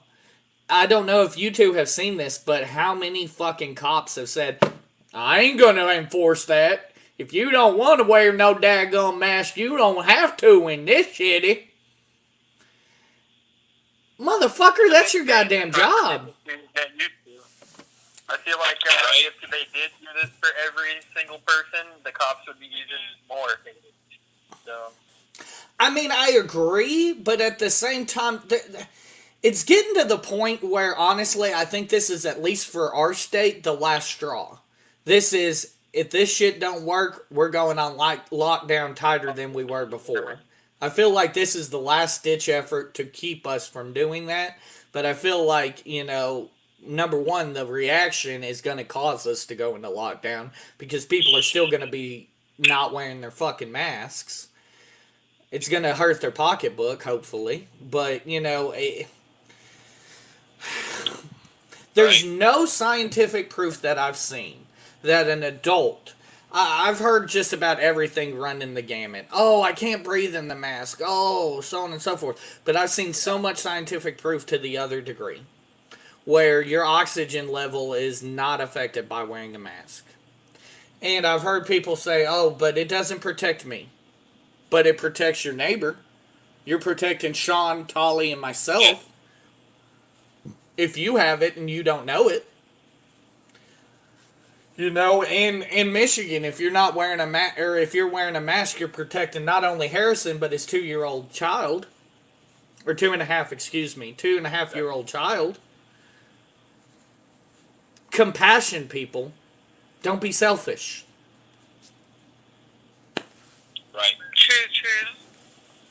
One thing I'd like to say is, how many times can the CDC backtrack on something they said for us to just... I mean, I don't believe half of the stuff that they say anymore. I did at the beginning. I thought it was just all truth, but they've backtracked on so many things, especially the one where we closed down the entire system because we were afraid of people that were asymptomatic, right? Mm-hmm. And then they come out and say that, oh, it's very rare for an asymptomatic person to... So the whole entire reason we shut down was... It literally makes me scratch my head every single time. I mean, the response from the CDC, I can agree. On both sides. The CDC, Trump, fucking Fauci. I love Fauci. I think Fauci's the fucking foremost expert on, like they say, he's the foremost expert on infectious diseases. I tend to, fucking go, hey, Fauci, you know more than me, I'm gonna fucking believe you. But at the same time, flip-flopping on both sides of this. Now Trump and Fauci want to kick each other's asses. This is not what we need at this point. Number one, honestly, Trump needs to stop being such a fucking micromanager in this situation and say, hey, Fauci, you're the goddamn foremost expert on this fucking thing. And if anyone is offended by me saying goddamn, I apologize. But you're the fucking foremost expert in this country on infectious diseases. I'm going to go ahead and defer to you, bro. Right? He probably is a threat to his agenda. Well, and that's the thing, Fauci, I believe, flip-flops, but Fauci flip-flops, I have a feeling because of pressure from Trump. I think that's why Fauci flip-flops.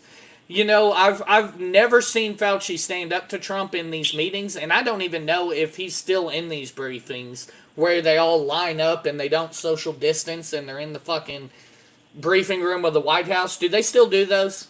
I haven't seen one in a while. The daily briefings with Pence and... I haven't either. Yeah, I haven't seen one in forever, but I never once... Oh my god, now it's Russian. I think Russian. they do a briefing, but I don't know if it's daily. But... I never once, once, I think it was on the bleach thing, I think is when he was like, yo, slow your roll on that. But that's the only time I've seen him stand up to Trump. Wasn't Fauci the one that said that wearing face masks wasn't a good idea? I think originally he may have. Tolly, Sean, do you guys remember Fauci saying something like that? I don't know if Fauci said that. I'm pretty sure the CDC To did be at one honest. point, though. I'm pretty sure the CDC at one point did say wearing face masks is ineffective. Or ineffective against COVID. I could be wrong. With so much happening since March, I really don't remember. He may or may not have done that. He has been accused of flip-flopping on a lot of things. So, I mean, yeah, you're not going to get everything right. Right. I just wish that Fauci, for lack of a better term, and I know this is going to be kind of blunt and it may be taken wrong, but I wish Fauci would grow a pair and be like, yo, Trump, I'm going to need you to sit the fuck down. I'm the motherfucking man when it comes to this shit. The guy, hold on. The guy's going to get fired and lose all of his fucking benefits. Yeah. When you get fired, you don't get your benefits anymore. So he has to fucking toe the party line right now. True. Oh, That's not a lie. He's under the Fuhrer right now, so he has to do what he and actually fucking listen to him. You know, Trump doesn't listen to anybody. True. And I mean, therein once again lies the problem. But for us to... Honestly, I think we're heading to another lockdown, and I think it's going to be harder lockdown than we were before. Whether it be as a country or what, I think it's going to... You know, 3 months ago, Asa Hutchinson was on a magazine, and I forget which one, and he said, we didn't shut down, and we beat COVID, and this is how we did it. You should all follow our fucking lead, and look at us now. Yeah, we're leading the fucking country right now in fucking COVID. We had 600 new cases just yesterday. He's a fucking idiot. And that's one of the light days. All these fucking... Yeah, I mean, if you look at... Here's what's funny. Look at all the women that are prime ministers running countries in Europe who have kept COVID levels down to damn near, you know, zero. Doing a fucking amazing job. Because guess what? They're not over-emotional fucking women, and they're not gonna fucking, you know, push a fucking button when they're on their period. They fucking care about people, and they fucking are trying to do the right thing. Right. Okay? They're not like an egomaniac like fucking Trump. You know, Trump's only worried about his goddamn numbers. I mean, this shit that happened just 2 days ago as far as now they don't have to report to the CDC, now they have to report straight to the White House. All of a sudden, all of Texas's fucking numbers have just gone to fucking zero. Why? Because they're not goddamn reporting them anymore. So now he can claim some kind of goddamn victory over this bullshit. I mean, it's kind of like the... Someone tried to tell me about how the numbers dropped, and I was just like, well, yeah, they're going to drop when you stop testing. Exactly. That's the problem with stopping testing. We don't know. We're talking about a man who literally said... You don't have new numbers. We're talking about a man who literally said, I guarantee if we stop testing, our numbers will drop. You're fucking kidding. You're... No fucking way. You're lying to me. Of course your fucking numbers are gonna... Woo! The Cheeto is undefeated in stupid statements. Cheeto and... I love the fact that you turned on him so completely. You have joined the dark side, Michael. We need you to commit to communism. That's what we need. No, sir. No, sir. Follow me. No, sir. I'm as left as I'm getting. I'm voting for Biden for the... Oh, that makes me sick, too. Oh, God. You're going to vote for Biden. That's amazing, dude. I fucking love that. Yeah. You raise nearest nursing home and vote for the first person you see that would be a better choice than Biden. Yeah, there's not much of a choice. I apologize. There's somebody at my door. Where did Money Mike go? Uh-oh. Money Mike's still here. There's just somebody at my door. Money Mike's still here. There's just somebody at my door. And the Put your doc. weed in the toilet. Put your cocaine away. There's just somebody at my door, and my dog lost her damn mind. Am I coming in too quiet or too loud? No, you're perfectly fine, brother. I can hear you, Tolly, Sean. Okay. Oh, yeah, I can hear him fine. So we've got about 7 minutes left in the show here. I have got to ask Sean. I cannot fucking finish this show without asking. What the fuck is Karen's Gone Wild? Are we selling pay-per-views now? Okay, so Karen's Gone Wild, man. That's my new favorite thing to fucking watch on YouTube and Facebook, Instagram, all this stuff. It's these crazy white women that lose their fucking shit at Walmart and Target places because they got to wear a mask. Have you seen this shit? It's just getting worse and worse and worse. I mean, you should have pulled up some of the fucking videos because it's amazing. Like, you can't fucking tell me what to do, fuck you! You know? I fucking love it. I'm white and I can do what I want. Those ones are the crazy ones. Oh, yeah. I fucking love it, though. I mean, it shows the idiocracy of America. It That's really a great does. movie, by the way. Oh my God! No, Yes, it's it is. not. Not when we're living it, Tolly Brim. We are literally living That's why idiocracy. it's great. It knew before we knew. Right. And that's what What- makes it so yeah. great. It was so ahead of its time. Definitely. And apparently Dina said she figured that's what Karen's Gone Wild meant. I thought we were getting ready to get in the pay-per-view business. I thought Sean was renting out a bus and we were getting ready to make movies. I was about to say, daggone. Carnahan, No, you I'm- wish. No, I'm completely anti-porn. I don't do that. I know you frequent the porn sections quite a bit, Michael. Especially with what do you call it, midget lady boys? I mean, 'Cause, yeah, it's a pretty good one. yeah. I know It's a you pretty like good that one. a lot, but yeah, you're gross, dude. Hey, Sean, the acceptable term is not midget, it's little person. Thank you very much. Oh, so it's little lady boys. Okay. Little lady boys. You get it right, motherfucker. God bless it. Right. They have to be little. I mean, Carnahan. honestly, I've seen enough videos of Karens that I just laugh my ass off anytime I see a new one. I mean, let's be honest. The whole situation. I fucking love them. I start laughing just hearing the name Karen anymore sometimes. Hi, Dad. I know, right? I Hey, see you Dad, walking in the my background. people say hey. Uh, They say hey. Harrison, what do you Oh, think of this that's awesome. Karen phenomenon? It's just a bunch of white people finally cracking. They haven't had this much pressure in a while. I have a controversial question for everybody. Oh, okay? And I heard this on NPR today because I listen to NPR every single day. You're a donator, yeah. aren't you? Do African Americans deserve reparations? Oh, here's one. Who's going to start off? What would be where do we set the line? What do we consider I reparations? say that all African Americans in this country should receive a check from our government for $50,000. Okay? Every single They one of missed out on a lot of inheritance that they didn't have the Yes. opportunity to have.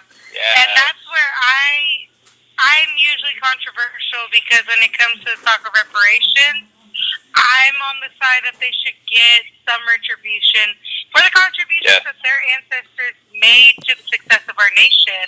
Just like every other white person whose ancestors did the same, they have a legacy to show for it. Black people don't have a legacy. Every time they begin to make one for themselves, we bomb it, we fuck it up. I would say Right. $50,000 is a fair amount. I would say even more. I would even get into the I would $75,000 to $100,000 range. Now, I only said $50,000 just to start the mark because I know that pisses off white people, and I love pissing off white people. I fucking love it. That's a standard inheritance. of 90 wealth that seconds. If their family had the Yes. opportunity to do what other families could do for 250 years, they tried, Yes. but they weren't able to leave a legacy because you know why? The U.S. government fucked it up. White people rioted and bombed their shit. I would agree. They deserve something for that. Honestly, though, I would take it a step further, and you'll understand what I mean here. So you're talking about 85, or you're talking about 50,000. You can't buy a nice house in 50,000. I'd say anywhere from 100 to 200,000. Give them a piece of Well, I'm saying property. 50,000. Okay, I'm saying $50,000 because that's a nice round number, Hush. right? Right. And it's enough to piss off white people because white people are gonna be like, "Where's my 50,000?" No, fuck you, whitey. Fuck all you. You don't get shit. This is for We got African our- Americans. That's what they get. We got our Now, 50,000 if when we we didn't took it pay so them far as to wages. say- But if we took it so far as to say 40 acres and a mule, you're talking 300,000 to 400,000 per each African American born in this country. Do I think that's economically 300 to feasible? 400. Do I think 10 that's economically Yes, it feasible? is. I would say Yes. I would say It no. is. But like I said, give them enough money. Get them a nice. I say $100 to $200,000 is a nice house, and I'm talking about Arkansas. So I guess it just depends on where you live.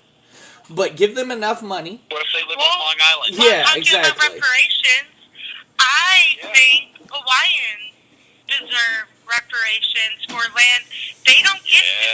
We do not get to own that was taken from us. The most we have is the Hawaii State Constitution. Hawaii State Constitution gives us sacred land, and you know what? The government finds ways to get around that. The University of Manoa, Hawaii, finds a way to get around that every year. That's why last year everyone was petitioning Kukiai Mauna with Mauna Kea because they have 13 telescopes and they want to build another one. They already don't use the other 13.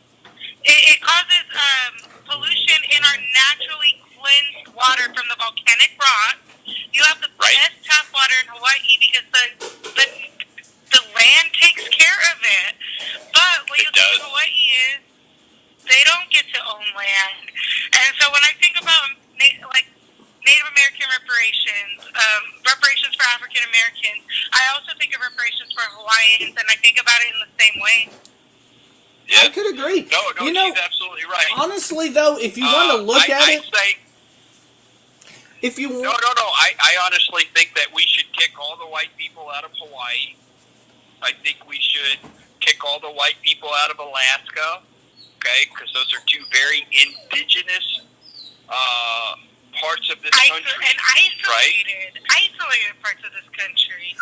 Oklahoma has just been, the Supreme Court just said that Oklahoma is owned by Native Americans.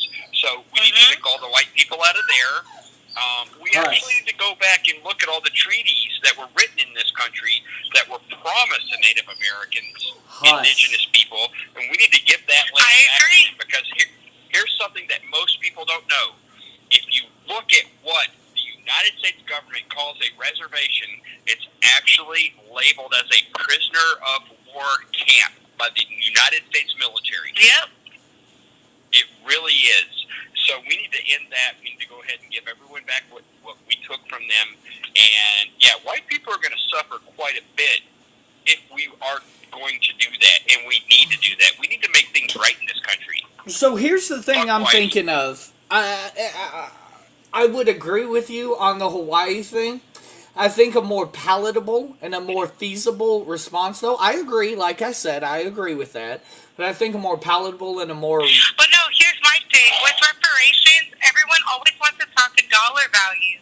When I say I think of reparations the same way for all these people, I mean, they're not making more land.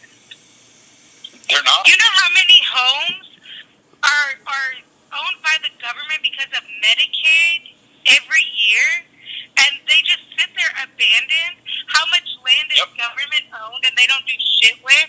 When I say reparations for Black people, for Native Americans, for Native Hawaiians, I don't mean give them just a check. I mean give them a plot of land that they can cultivate and make their own, they can build on, they can pass down, because money, we already see these we're having conversations about cashless society now. I guess that would make more sense than what I said, too, because you wouldn't have to factor in the cost of living as well. That makes sense. Land goes a lot further, and it gives people a lot more. It gives them security. Money can't give you security when we're talking about a cashless society right now. Especially the fact that we're in a shortage of actual physical funds nowadays, too. Which, how the fuck does that happen? Yeah. Print some more goddamn money. No, I mean, seriously, one thing that my wife and I were just talking about. Are people hoarding coins? We're talking about the royal family in Great Britain. Most people don't know this, but Queen Elizabeth owns more land than any human being on the planet. She owns more land in America than any United States citizen. Now, because of what Prince Andrew did, she owns more land in America than any American. Because of what Prince Andrew did with Epstein, he may be thrown out of the royal family. this could be the start of the downfall of the royal family. Now, the only reason why they haven't gotten rid of the royal family in Great Britain is because it's a $9 billion industry, because people from all over the world go to Great Britain to go look at Buckingham Palace and all the things that all the royals own. But, you know, if they were actually able to just cut them off and say, hey, you know what, no more monarchy, they would have to actually buy all the land and everything that basically she owns. And we're talking billions of dollars in America, in Canada, all over Europe. I mean, this woman is beyond rich. You know, people came to America to escape that kind of thing, and we're actually creating the exact same system here in America. The Trumps, you know, people like that, they owned all the land, they owned all that. I mean, how many of us are going to work to the rest of our lives to make someone else rich? Isn't that why people escape Europe to come to America? Right? They dangle that carrot in front of us like, oh, you might win the lottery someday. You might become rich one day. Anybody can be a millionaire here in America. It's all a bullshit lie. All of it. Wait, what? Who are you talking to, Mike? Haley's over here to the left of me. Getting some food. Oh, you should be talking to me. Right there. You should be focusing on me, Mike. My bad. I gotta look at the pretty one. No, That's right. Yeah. I think the idea Tolly has is probably best. I think it pretty much comes with the perception of what the thought and the thinking process I had, as far as making sure that they had a piece of land, a piece of property, and a house. But it doesn't. You don't have to. At that point, you don't have to focus on the cost of living. So you don't have to adjust things. All you have to do, hey, here's your piece of land, here's your house, here you go, cool. I would agree with that. Yeah, but then they're going to lose their house and their land because of taxes and different things like that. You know, that's what's not fair. Property tax in Hawaii is so goddamn high. Property. Yeah, Right. Property tax in Hawaii is ridiculous, but I think Medicaid is, I'm so for universal health care, because right now the U.S. government abuses our lack of universal health care to take people's homes that they work their entire lives for, just so they can get government assistance with their health. I would be a hypocrite to say I didn't. You own your car. Well, you can only own $2,000 worth of anything, and that's a standard. And that's if you're married. If you're not married, if you're single, it's even less than that. You work your whole life for this shit just to lose it. Not saying that I disagree, but one thing I will say, though, as much as I do agree with you and say that I would be a hypocrite to say that I didn't agree with universal health care, because I do receive universal health care in essence, it's got to be better than what we're getting at the VA, because, and unfortunately our government won't give us much more than that. No. But it's definitely got to be better than what we get at the VA. A good universal health care plan essentially would be Medicare for people that are 65 and older, like a version of Medicare that works for all ages. That would be Medicare for all.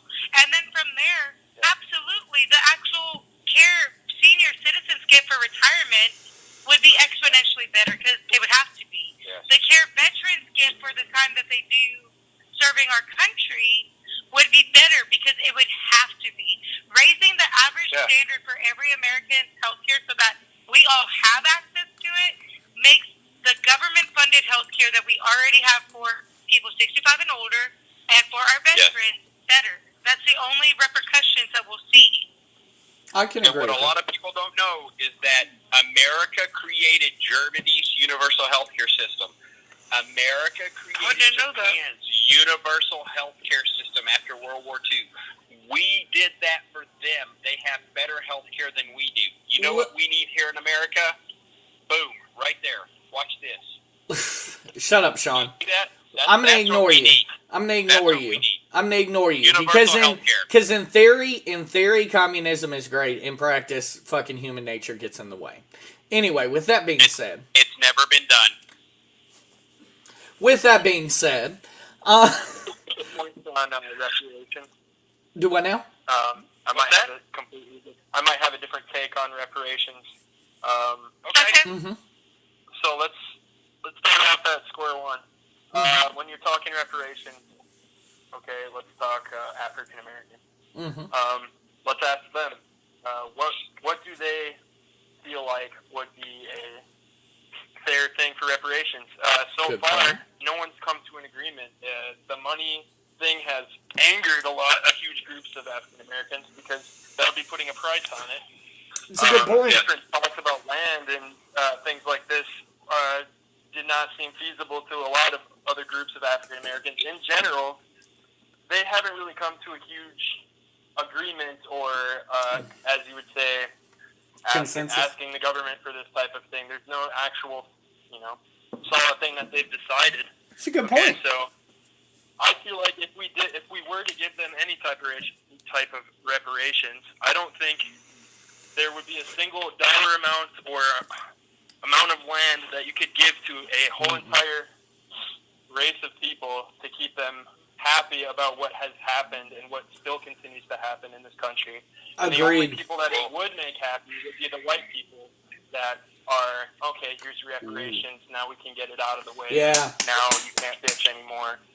Yeah. It's a good point. We can just fix with reparations. That's a good point. But the fact that no one has actually offered reparations is a big fucking problem in this country. Yeah, I would agree. Yeah. But I agree with him too, though. It's a damn good point.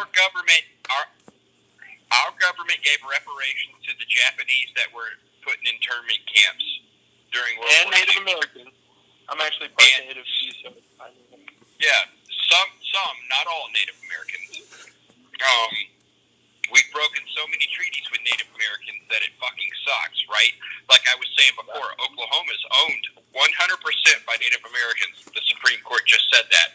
So that's going to open a whole bunch of worms right there. I can't wait to see what happens there. That's just A lot of amazing to those me. countries they want to Right. fucking take their fucking line, and the Right. Native Americans don't want to. Well, and Harrison also I mean, hit on a good point, though. someone needs to make the offer. Yeah. Harrison also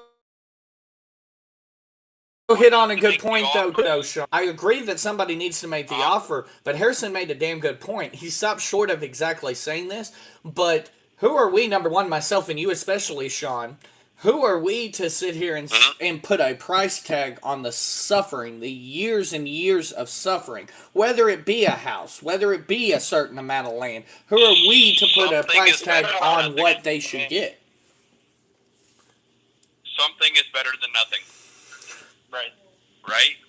Whether or Something not is you always can make better them than happy nothing. with it, it's Yes. completely different. Or if you want to, it's like I said, it would only be for the people of power and the white people mainly to be like, here's your Right. reparations, it's out of the way. Now you can stop bitching, or hey, I gave you reparations. Remember? Okay, so now you. And you know for a fact, honestly, if Right. this ever happened, you know for a fact, all the people in the world would be like, stop bitching about Black Lives Matter. As soon as that happened, stop bitching about Black Lives Matter, stop bitching about cops, stop bitching about all I that wouldn't. shit.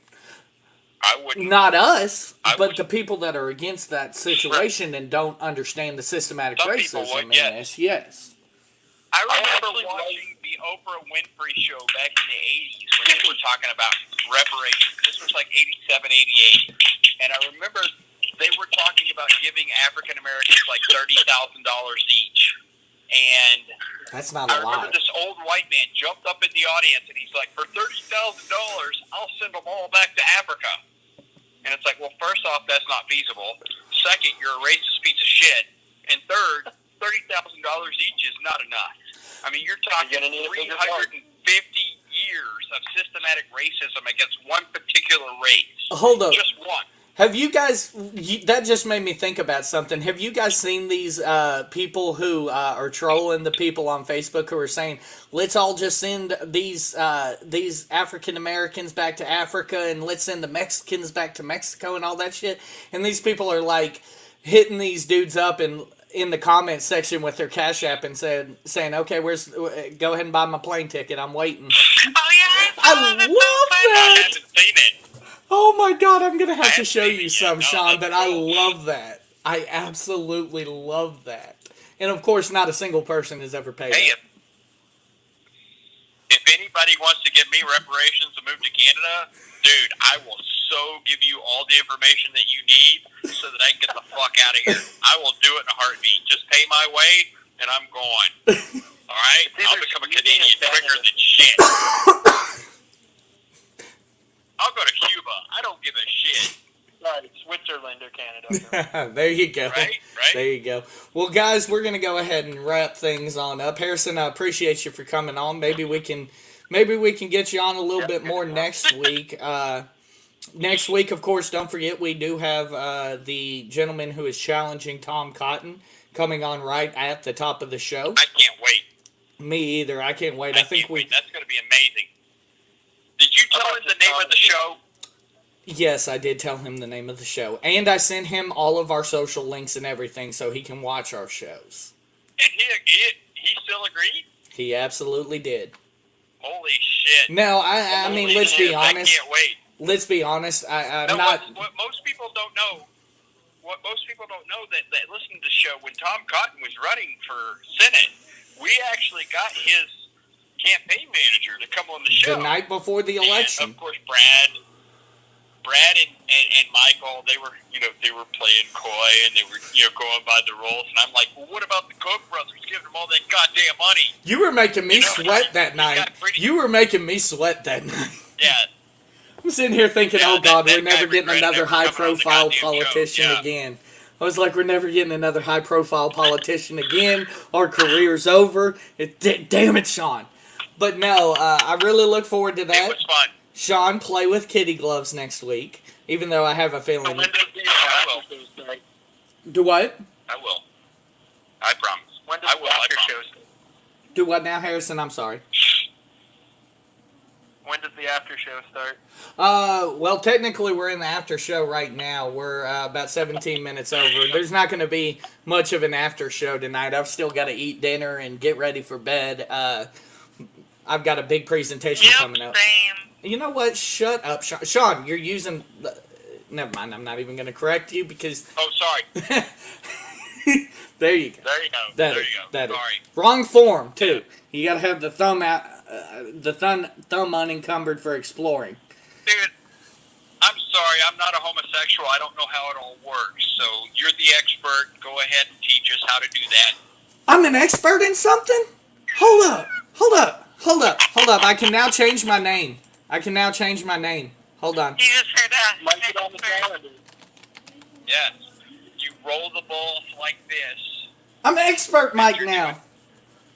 I'm an expert in That's something. Michael right there. Guys, we're going to go ahead and hop off of here, though. I need to go eat dinner and sleep. Don't forget, guys, to send in your questions. Go ahead and comment your questions if you have any questions for Mr. Whitfield. We will ask them. I'm going to try to get him a list of questions by Sunday, so that he gets a pretty good idea of what he's going to get thrown at him. Harrison, I appreciate you again. Tropic Thunder Tolly Brim, I appreciate you. Sean Castleberry, fuck communism. Good night, everybody. You didn't give him a nickname again. Oh, I know. It should be Communist Castleberry or some shit. I don't know. sorry, Communist Castleberry. Y'all be good. I will see y'all next Joe. Monday. All right. Bye, guys.